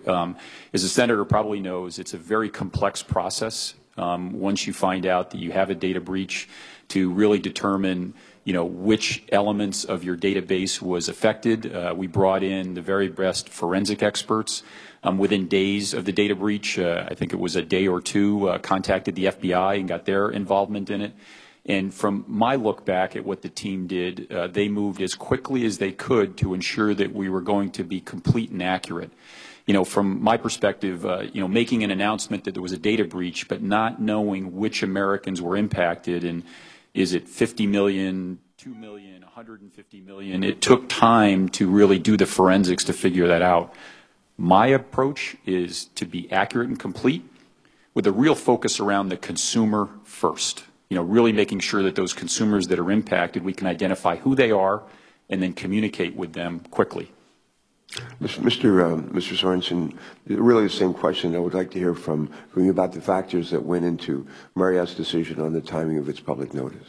So we had a alert which on September 7, 2018 was triggered. That alert went to a third party who was operating the reservation system for us. With, in effect, a copy to the IT group at Marriott. We heard from that third-party operator the next day on September 8th that alert had been received and immediately started to mobilize resources to contain and to ascertain why that alert went off. It wasn't until November 19th, 2018, that we learned that data about our customers had been exfiltrated from our system. And we announced publicly 11 days later on November 30th.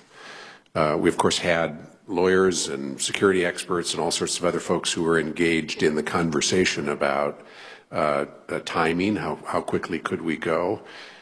We also wanted to make sure that we had set up call centers and websites so that the moment we released this information publicly, the customers had a place to go. And find out more and sign up for the web watcher services and do the other things that were necessary. And so that 11-day time, of course, was met the legal requirements, but it also was practically about as fast as we could move it and be able to communicate something which was concrete and useful to customers, and then be able to deliver something of what we anticipated they would need and want. Thank you. Let me just ask both of you, any idea, do you have any sense for how many state data breach notification laws your companies are, I guess, subject to? Or would it be fair to say there may be even 50 such state laws that you're subject to at this time? If it's okay, Senator, I'll go first. You're correct on that, and it's quite a challenge. I was going to ask, what kind of challenge does that present, if it's true? There's, I don't know if the exact number is 50, but they're all different. And it creates challenges in a situation like Equifax's, perhaps Marriott's too, in complying with the requirements. There's different notification documents that are required. There's different ways you communicate with the consumer. There's different ways you're allowed to communicate with the consumer. And, we've been longstanding supporters of a unified federal legislation that would unify that and allow, actually that's one of the elements that makes it, there's a time element of there. Once you figure out which consumers are impacted, then what states are they in, and there's requirements on how you communicate with them. We're very supportive of a federal unified legislation on that. Thank you. Same question, Mr. Sargent. What kind of challenge do you have with respect to who to notify, when to notify, what to disclose about a data breach? With 50 different states. It was not among the biggest challenges we faced. I would put it that way. Although, if memory serves, we found someplace between 20 and 30 states had specific notification requirements with a deadline. Now, we of course met those deadlines and then ultimately communicated to all 50 states. Outside the United States, there were probably, I don't know, 20 or 30 countries that had various kinds of notification deadlines. Obviously, that's nothing that the federal government can do with that. Sadly, I suppose in some respects, this ground is too well trod, and so there are folks that can help us figure out where those requirements are and how to meet them. It would be simpler, of course, to have one sort of U.S. standard. But you know, that's something that we'd be happy to work with your office and give whatever input we could from the experience we've had. Mr. Chairman, I'm sitting here thinking, believe it or not, it's something Richard Nixon, of all people, once said. And Richard Nixon once said, the only people who don't make mistakes are people who don't do anything. And so we all make mistakes. And I've said to our sons now, 29 and 30 years old, and I've said to them many times, nothing wrong with making a mistake. The key is just we don't want to continue making the same mistake. In this case, mistakes not harm your companies, but as we've talked about, they harm 150 really innocent people across this country. So the question is, what do we do about it? And you've talked to us today about a number of things that each of you have done, and I am pleased to hear the statements of apology, of contrition, acknowledging the harm and the damage that's been done, and God knows I wish, and I'm sure 148 million people wish that the kind of thinking and this actions that you've displayed in the last year or so that you've been in your position, Mr. Vigor, that kind of thinking had existed in the previous administration, if you will.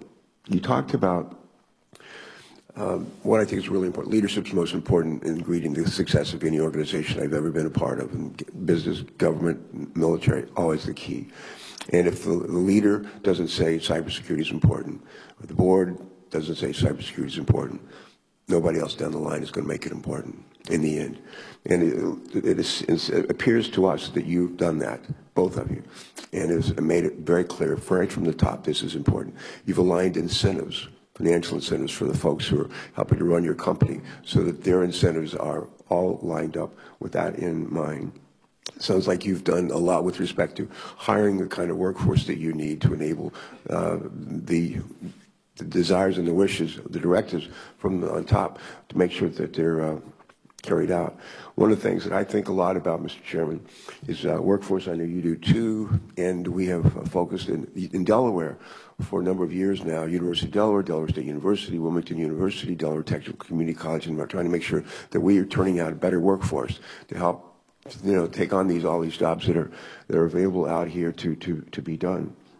With the federal government, what our responsibilities are, I was privileged to chair this committee, Homeland Security Committee, for a while, and led it with a fellow named Tom Coburn from Oklahoma, and we focused as a committee, as Senator Portman knows, he's part of this, and on what we needed to do within the federal government, what do we need to do as legislators, and frankly, in those couple of years, we did a lot. And we've continued to do a number of things. And I really think, Mr. Chairman, that this is a ripe time for us as a committee. We have new talent on either end of us here, Democrat, Republican, bright people with real-world experience that can bring a lot to this. I think it's really an ideal time for us to do our job of oversight. See, we've done all this legislating, and it's being implemented. And we have, let's find out to what effect, to what good. And that's a big part of our job. Last thing I'll say is I'd ask to enter for the record some newspaper articles I read on the train coming down this morning from the last several weeks about the dramatic increases in attacks from China and from Iran. And I remember when Barack Obama met with President Xi in Washington State. You may remember this was 2015. I think it was September of 2015. And Jay Johnson, who was the Secretary of Homeland Security, gave me this eyewitness account.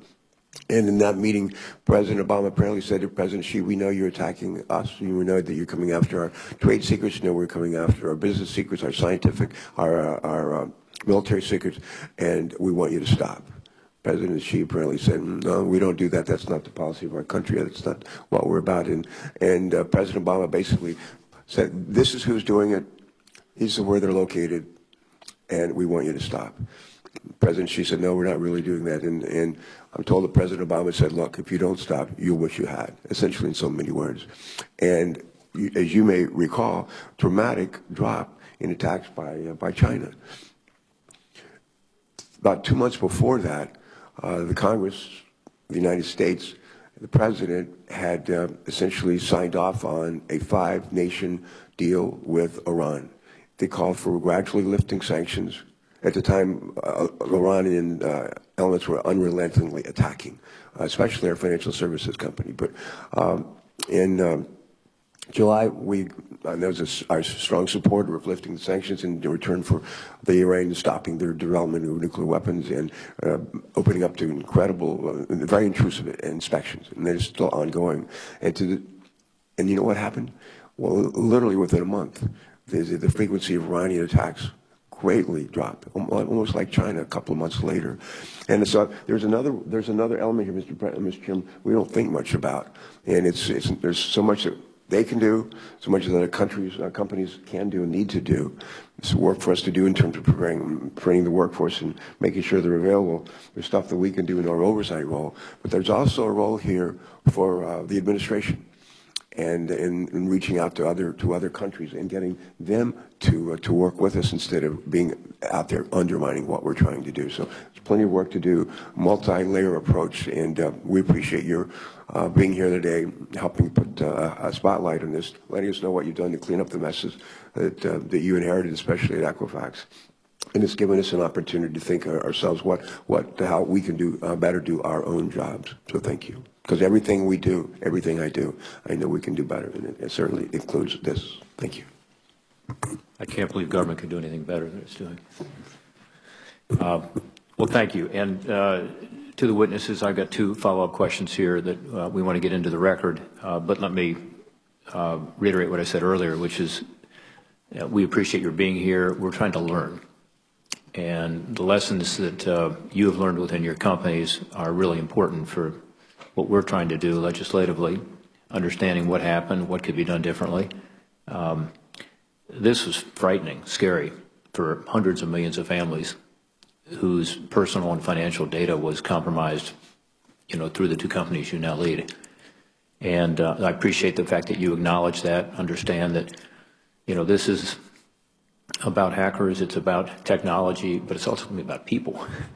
And the frustration that many Americans have right now that nothing is sacred or safe, and it's good to know that, as Mr. Sorensen has said, and Mr. Begor has said, that some of this data apparently has not been used yet by criminals in ways that one might have thought it could have been. It doesn't mean it didn't happen or isn't happening right now. Also, as raised earlier, some of this may be being used by foreign actors in ways that's counter to our national interests by targeting individuals. So it's really important that we get to the bottom of what happened, what's being done, and what can be done in the future legislatively. Let me go back, if I could, to the cybersecurity protocols, Mr. Begor, we talked about earlier.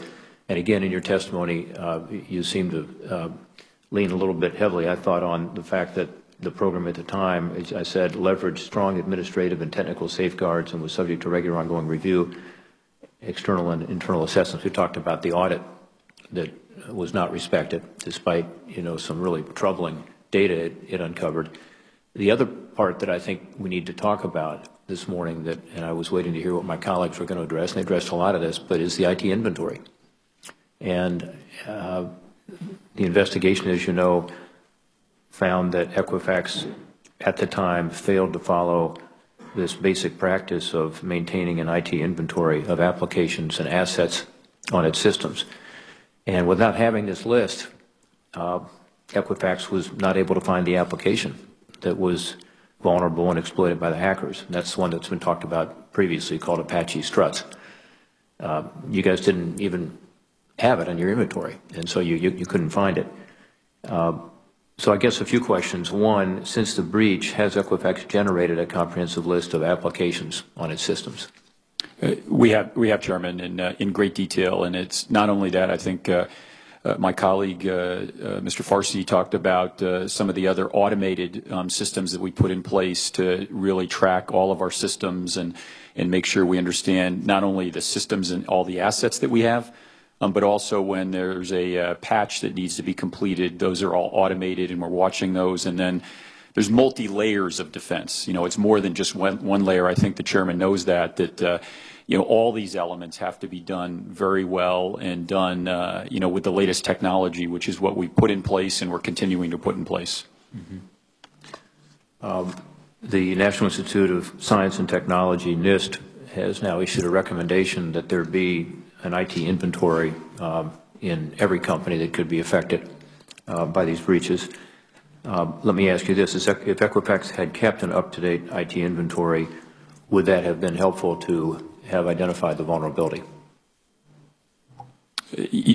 My analysis of what happened, in 2017, that there was an inventory. It wasn't as complete as it should be, and certainly the protocols and the procedures and the resources we have in place are at the highest standards. And like most companies, we follow the NIST protocols. And as I mentioned earlier this morning, Chairman, that we have third parties actually auditing us against those NIST standards as a part of our many layers of how we're managing our security program going forward. Yeah, we have a different opinion on that. Our investigation identified that there was not a complete inventory. Mr. Farsi, maybe you can respond to this, but was there an inventory or not, and did that affect the ability to find that vulnerability? Certainly. So inventory is an important control across any organization to defend against the threats. I wasn't here at the time, but looking back, we did have an inventory. It just wasn't a complete inventory. And since that time, what we've done is we've built in those controls, as Mr. Bigar was saying, and so we do have a complete inventory of our assets. And note that it sounds like, if I might, that you did not have a complete inventory, and Apache Struts was not something that was able to be identified. Is that accurate? What I would say is this. The inventory for Apache Struts is typically not in the inventory that you highlight in the report.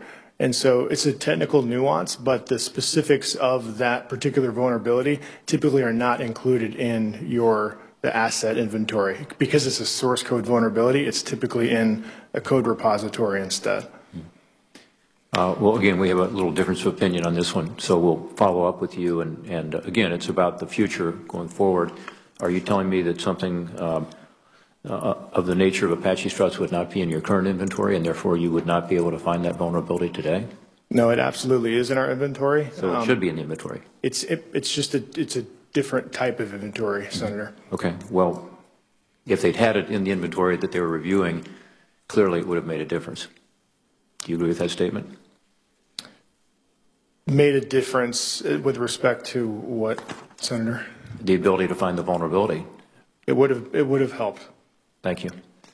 Okay, Mr. Sorensen, thank you for being here too. And again, I want to follow up on one of the points that we found in our investigation. It's true the big breach happens at Starwood in 2014.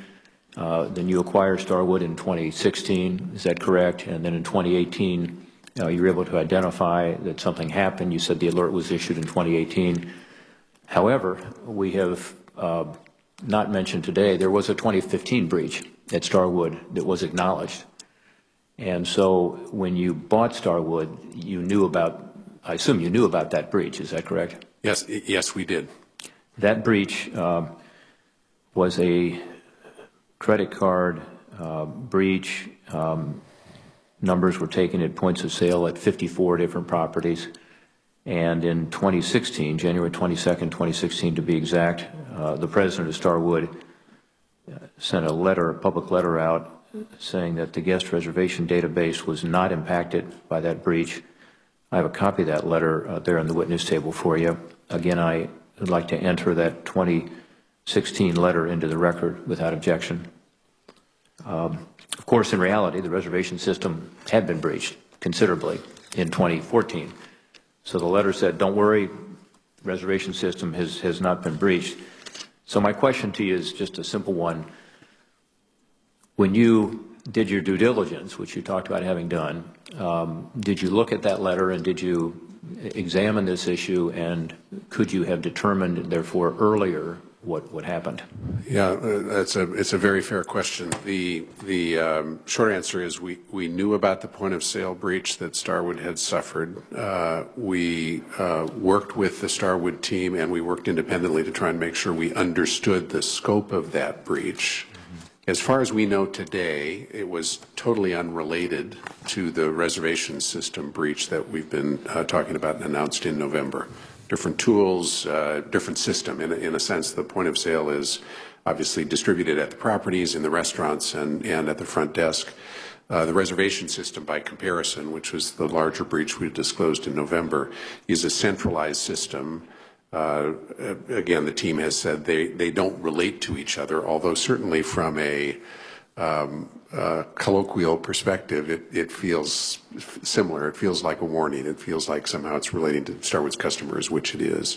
We did try and understand that point of sale thing, and we were satisfied that Starwood had taken the steps necessary in order to deal with that breach. Separately, we did some things on the reservations platform side, but it was, in retrospect, clearly not enough. Well, again, lessons learned, and we appreciate the testimony you've already given us, and we appreciate the opportunity to stay in touch with you and your experts to help to be sure that we are putting together the kind of legislation that can help avoid these problems in the future. You made a statement earlier, this is a race that has no finish line. I think that's accurate. I think it's also accurate that this is a marathon that has to be run at a sprinter's pace.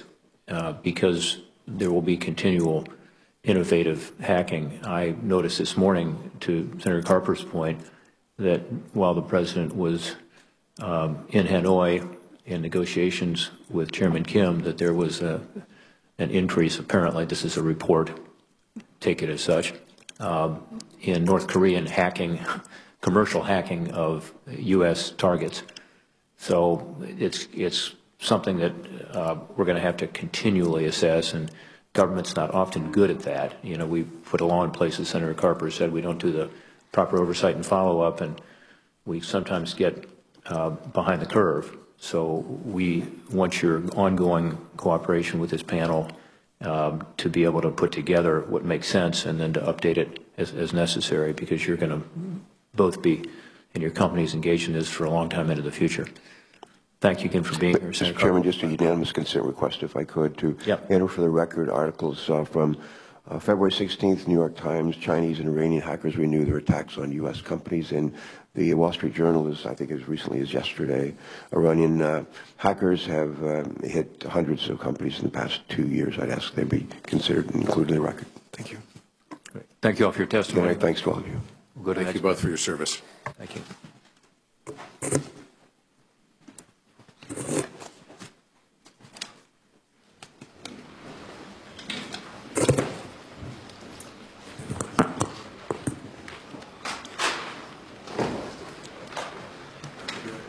Good job.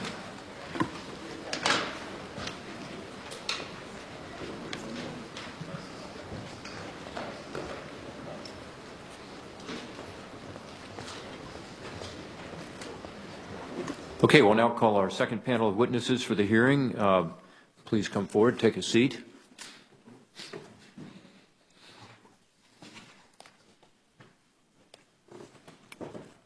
This is the expert panel that's going to give us information about how to solve so many of the problems we just talked about. We welcome you. We're going to start by introducing the panel.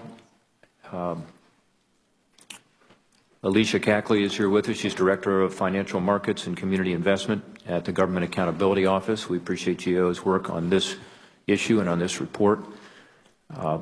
Second, we have Andrew Smith with us, who is Director of the Bureau of Consumer Protection at the Federal Trade Commission. And third, we have John Gilligan with us. Mr. Gilligan is the President and Chief Executive Officer at the Center for Internet Security. Again, it's the custom of the subcommittee to swear in all witnesses, so at this time I'd ask you to stand up again and raise your right hand. Do you swear the testimony you will give before the subcommittee will be the truth, the whole truth, and nothing but the truth, so help you God? Please be seated. Let the record reflect that all the witnesses answered in the affirmative. Your written testimony will all be made part of the record. So if you could keep your oral presentation to 5 minutes, that would be great. And Mr. Smith, I think we told you you'd go first, so we're going to call on you first. Thank you. Chairman Portman, Ranking Member Carper, and members of the subcommittee, I'm Andrew Smith, the Director of the Bureau of Consumer Protection at the Federal Trade Commission. I appreciate the opportunity to present the Commission's views on how Congress can help the FTC further its efforts to prevent data breaches in the private sector. My written statement represents the views of the Commission, but this opening statement represents my views alone and not necessarily the views of the Commission or of any individual commissioner. Let me begin by summarizing the FTC's current efforts to protect consumers by promoting data security and preventing data breaches. Our work has three primary areas of focus. The first is enforcement. For nearly 2 decades, the FTC has been the nation's leading data security enforcement agency. We're charged with enforcing data security requirements contained in specific laws, such as Children's Online Privacy Protection Act, Fair Credit Reporting Act, and the Gramm-Leach-Bliley Act. But we also enforce Section 5 of the FTC Act, which prohibits unfair or deceptive practices, including unfair and deceptive practices with respect to data security. In this law enforcement role, the Commission has settled or litigated more than 60 actions against businesses that allegedly failed to take reasonable precautions to protect their customers' personal information. For example, we've brought cases against manufacturers of consumer products like smartphones, computers, routers, connected toys. We've also brought cases against companies like data brokers that collect consumers' sensitive personal information. Our second area of focus is policymaking. The FTC has conducted workshops, issued reports, and made rules to promote data security. For example, just this week, we announced a notice of proposed rulemaking to update our safeguards rule under the Gramm-Leach-Bliley Act. The safeguards rule was originally issued in 2002 and requires financial institutions within the FTC's jurisdiction to implement reasonable process-based safeguards to protect personal information in their control. The proposed revisions to the safeguards rule are based on our nearly 20 years of enforcement experience. These revisions are intended to retain the process-based approach of the original rule while providing financial institutions with more certainty with respect to the FTC's data security expectations. Our third area of focus is business education. The Commission has issued numerous guidance materials for business, including a guide called Start with Security in 2015, a series of columns in 2017 called Stick with Security, and last year a comprehensive small business cyber education campaign, which includes written guidance, how-to videos, and training materials for businesses. These materials distill the lessons learned from our enforcement actions in a succinct and accessible manner. We have vigorously used our existing authority to protect consumers, but this authority is limited in some important respects, and the Commission has called on Congress to enact comprehensive data security legislation that includes rulemaking, civil penalty authority, and enhanced jurisdiction for the FTC.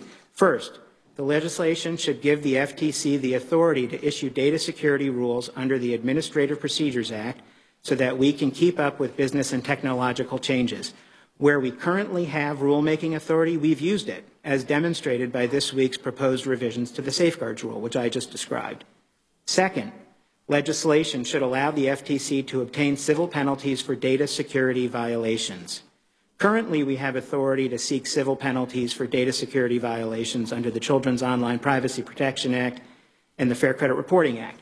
We also can get civil penalties for violations of an existing administrative order. But as a general matter, we cannot obtain civil penalties in de novo cases. To help ensure effective deterrence, we urge Congress to enact legislation to allow the FTC to seek civil penalties for data security violations in appropriate circumstances. Finally, the legislation should extend the FTC's jurisdiction over data security to nonprofits and common carriers. Entities in these sectors often collect sensitive consumer information, and significant breaches have been reported, particularly in the educational and nonprofit hospital sector. Thank you for the opportunity to appear before you, and I look forward to answering your questions. Thank you, Mr. Smith. Ms. Cackley. Chairman Portman, Ranking Member Carper, my name is Alicia Puente Cackley, and I'm a director in the Financial Markets and Community Investment Team at the Government Accountability Office. I'm pleased to be here today to testify about Internet privacy and data security issues. My statement will discuss the Federal Trade Commission's role and authorities for overseeing Internet privacy and stakeholders' views on potential actions to enhance that federal oversight. My testimony is primarily based on our January 2019 report on Internet privacy, as well as prior GAO reports on various privacy issues. As you are aware, the United States does not have a comprehensive Internet privacy law governing the collection, use, and sale or other disclosure of personal information. In prior work, we found that gaps exist in the federal privacy framework, which does not fully address changes in technology in the marketplace. At the federal level, FTC currently has the lead in overseeing Internet privacy, using its statutory authority under Section 5 of the FTC Act to protect consumers from unfair and deceptive practices. However, to date, FTC has not issued regulations for Internet privacy other than those protecting financial privacy and the Internet privacy of children, which were required by law. For FTC Act violations, FTC may promulgate regulations, but is required to use procedures that differ from traditional notice and comment processes, and that FTC staff said add time and complexity. Stakeholders GAO interviewed had varied views on FTC's oversight of Internet privacy. Most industry stakeholders said they favored FTC's current approach, direct enforcement of its unfair and deceptive practices statutory authority, which they said allows for flexibility. Other stakeholders, including consumer advocates and most former FTC and FCC commissioners GAO interviewed, favored having FTC issue and enforce regulations. Stakeholders identified three main areas in which Internet privacy oversight could be enhanced. First, through statute. Some stakeholders told GAO that an overarching Internet privacy statute could enhance consumer protection by clearly articulating to consumers, industry, and agencies what behaviors are prohibited. Second, through rulemaking. Some stakeholders said that regulations can provide clarity, fairness, and flexibility. And third, through civil penalty authority. Some stakeholders said FTC's Internet privacy enforcement could be more effective with authority to levy civil penalties for first-time violations. Recent data breaches at federal agencies, retailers, hospitals, insurance companies, consumer reporting agencies, and other large organizations highlight the importance of ensuring the security and privacy of personally identifiable information collected and maintained by those entities. Such breaches have resulted in the potential compromise of millions of Americans' personally identifiable information, which could lead to identity theft and other serious consequences. These recent developments regarding Internet privacy and data security suggest that this is an appropriate time for Congress to consider comprehensive Internet privacy legislation. Although FTC has been addressing Internet privacy through its Unfair and Deceptive Practices Authority, and FTC and other agencies have been addressing this issue using statutes that target specific industries or consumer segments, the lack of a comprehensive federal privacy statute with specific standards leaves consumers' privacy at risk. In our January 2019 report, we recommended that Congress consider developing comprehensive legislation on Internet privacy that would enhance consumer protections and provide flexibility to address a rapidly evolving Internet environment. Issues that should be considered include which agency should oversee Internet privacy, what authorities an agency should have for that oversight, including notice and comment rulemaking authority and first-time violation civil penalty authority, and how to balance consumers' need for Internet privacy with industry's ability to provide services and innovate. Mr. Chairman and Ranking Member, this concludes my prepared statement. I'm pleased to respond to any questions you may have. Thank you for your testimony and, again, your help on this issue. Mr. Gilligan. Chairman Portman, Ranking Member Carper, and members of the subcommittee. My name is John Gilligan. I serve as the Chief Executive Officer of the Center for Internet Security, or CIS, a nonprofit cybersecurity organization. In my oral statement this morning, I would like to share my perspectives on the logical question that may be asked after this morning's testimony, which is, what can be done to prevent major cybersecurity breaches? I asked myself a similar question in the early 2000s as the Chief Information Officer of the United States Air Force after the National Security Agency's annual penetration analysis found our cybersecurity posture to be woefully inadequate, despite the Air Force spending literally over $1 billion a year on cybersecurity. I went to NSA and asked them, where should I start? After consulting their offensive and defensive experts, NSA came back with a prioritized list of the system weaknesses that were most commonly exploited by attackers. By a large margin, the most common weakness exploited was misconfigured software. That is, software that did not have appropriate security settings enabled or software that was not properly patched. As a result of their guidance, I launched an initiative in the Air Force to ensure security-enabled configurations with up-to-date patches for all of our operating systems. Based on the positive experience with the Air Force in identifying most frequent cyber attack patterns and the associated mitigating security controls, the NSA effort was subsequently adopted by the private sector in 2009 and became known as the SANS Top 20. In 2015, the effort was transitioned to my current organization, the Center for Internet Security, and became named the Critical Security Controls, or just the CIS controls.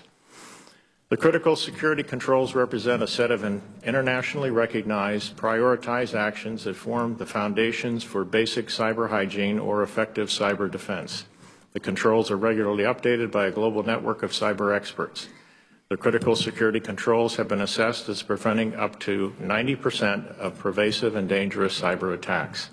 The controls act as a clear, actionable, and free blueprint for system and network operators to improve cyber defense by identifying specific actions to be done in a priority order. CIS has analyzed major data breaches over the past 2 years and it has found in each one the root cause of the breach relates to the failure to properly implement one or more of the critical security controls. The Equifax breach is no exception.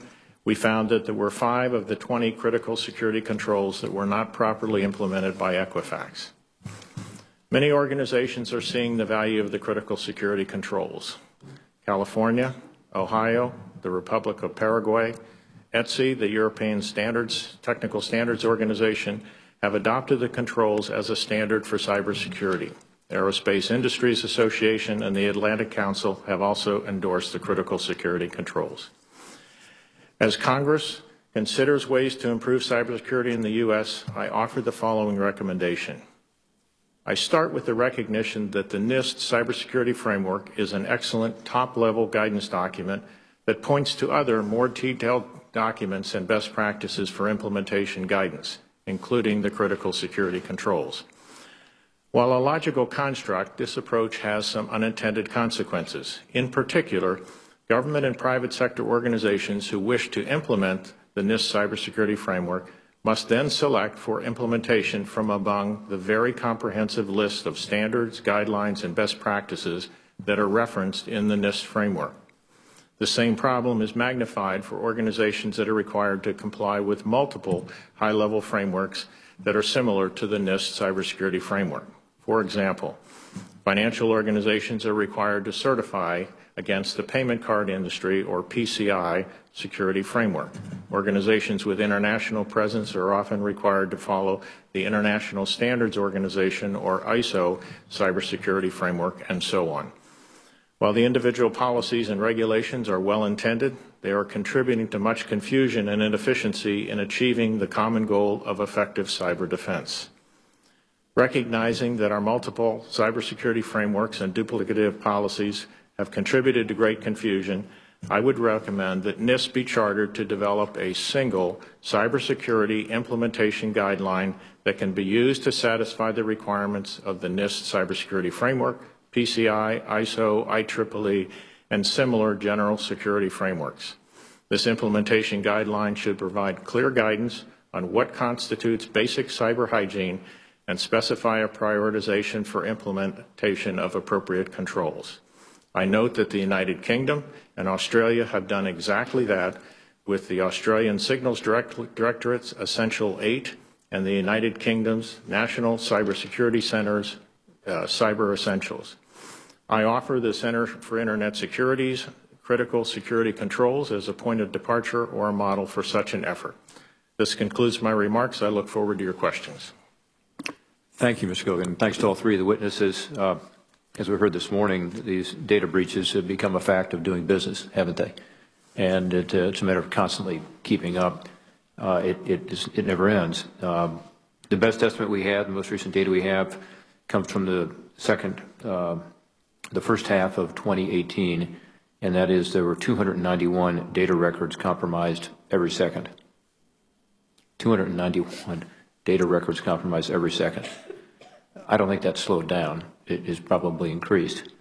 So it's an ever-present danger to consumers, to businesses, to our government, to our national security. Mr. Smith, I found your testimony interesting. As has been alluded to today, 50 states have different standards on this. Most states have passed their own breach notification laws. In fact, I think every state has some sort of breach notification law, don't they, Mr. Gilligan? I believe that's the case. Yeah. So, you know, that's good, but they vary significantly from state to state. So let me ask you this, Mr. Smith. What benefit would there be from having a single standard at the federal level for breach notification legislation, given, again, this climate we have of increased technological interconnectedness and the number of breaches we're seeing?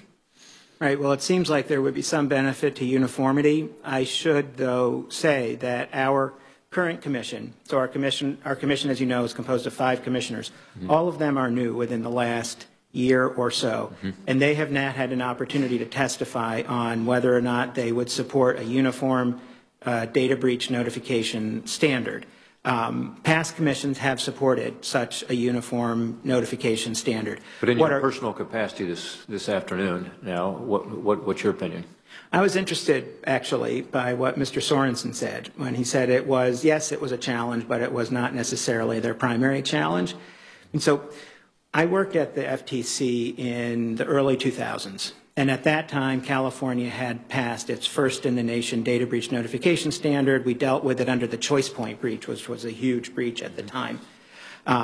And we started looking at whether we should have a uniform standard. And in fact, the commission, I believe, testified in favor of it at that time.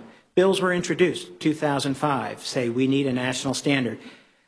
Every state's going to enact their own standard. Well, every state has, and the sky hasn't fallen. So I feel as though companies have probably figured out how to comply. I do have to say that I do think there is always a benefit to uniformity in terms of ease of compliance.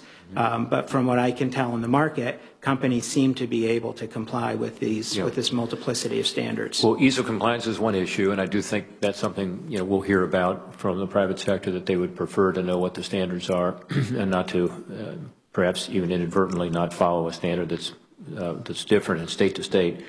But beyond that, it's about protection. It's about the consumer. Right. It's about the government security and so on. So do you think there's some benefit to that? In other words, having a high standard that we can therefore ensure we have better security?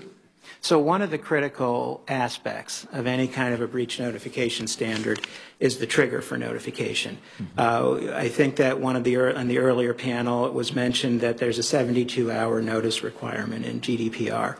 I think that there is, from the perspective of someone who focuses on consumer protection, I want to get notices to consumers that are useful, right? That give them accurate, yep. Give them actionable information. I think the worst thing, and we've seen it in some of these breaches, is piecemeal notification. One notice goes out, oh, we thought that this was breached and you should do this in response, and then another notice goes out, oh, we've discovered this other asset was breached. This adds to the frustration. adds to the frustration. You need to give a company time to investigate. You know, they have to investigate quickly.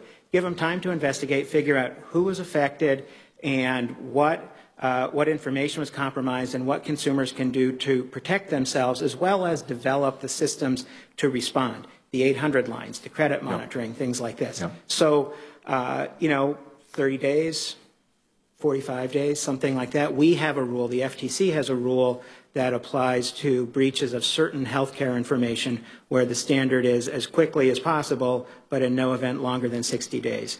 I don't know if that's the right cut or not, but you need to give people a little bit of time to conduct a thorough investigation. I don't disagree with that, but I think 60 days is excessive given could well be the fast-moving nature of this and the potential for people's information to be compromised.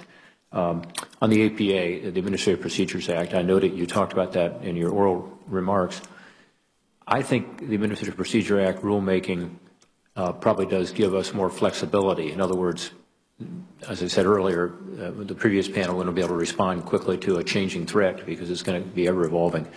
However, there is concern that unless it was specifically related to rulemaking authority for cybersecurity legislation, that it could get out of hand. Can you speak to that for a moment? One, do you think rules under the APA are necessary, and do you think that'll add to flexibility? And second, how do you narrow it to being sure that it's responsive to the congressional actions we might take on this one issue? Right. So the Commission has testified in favor of APA rulemaking for data security only. And I think what folks imagine would be a bill like several that we've seen introduced, where Congress says, companies, you shall assess risk and develop a plan to keep data safe and maybe provide some other boundaries for what the program ought to look like. And FTC, you shall have rulemaking authority under the Administrative Procedure Act. Only for that, to execute that law, right? Not APA rulemaking authority for everything in the world. What we have right now, and was referred to by Ms. Cackley, is rulemaking authority under the Magnuson-Moss Warranty Act, which requires us not only to do notices of proposed rulemaking and taking of comments, we have to do advance notices of proposed rulemaking, we have to have hearings, we have to issue interim reports, we have to allow for interim appeals. What that means, it's not impossible to do, but what it means is that, you know, from soup to nuts, a Mag-Moss rule takes us 10 years. Yeah, it slows down the process considerably. One final point, then I'll go to Senator Carper on the nonprofits you mentioned, and you said that private carriers and nonprofits should be under the FTC rubric for this purpose.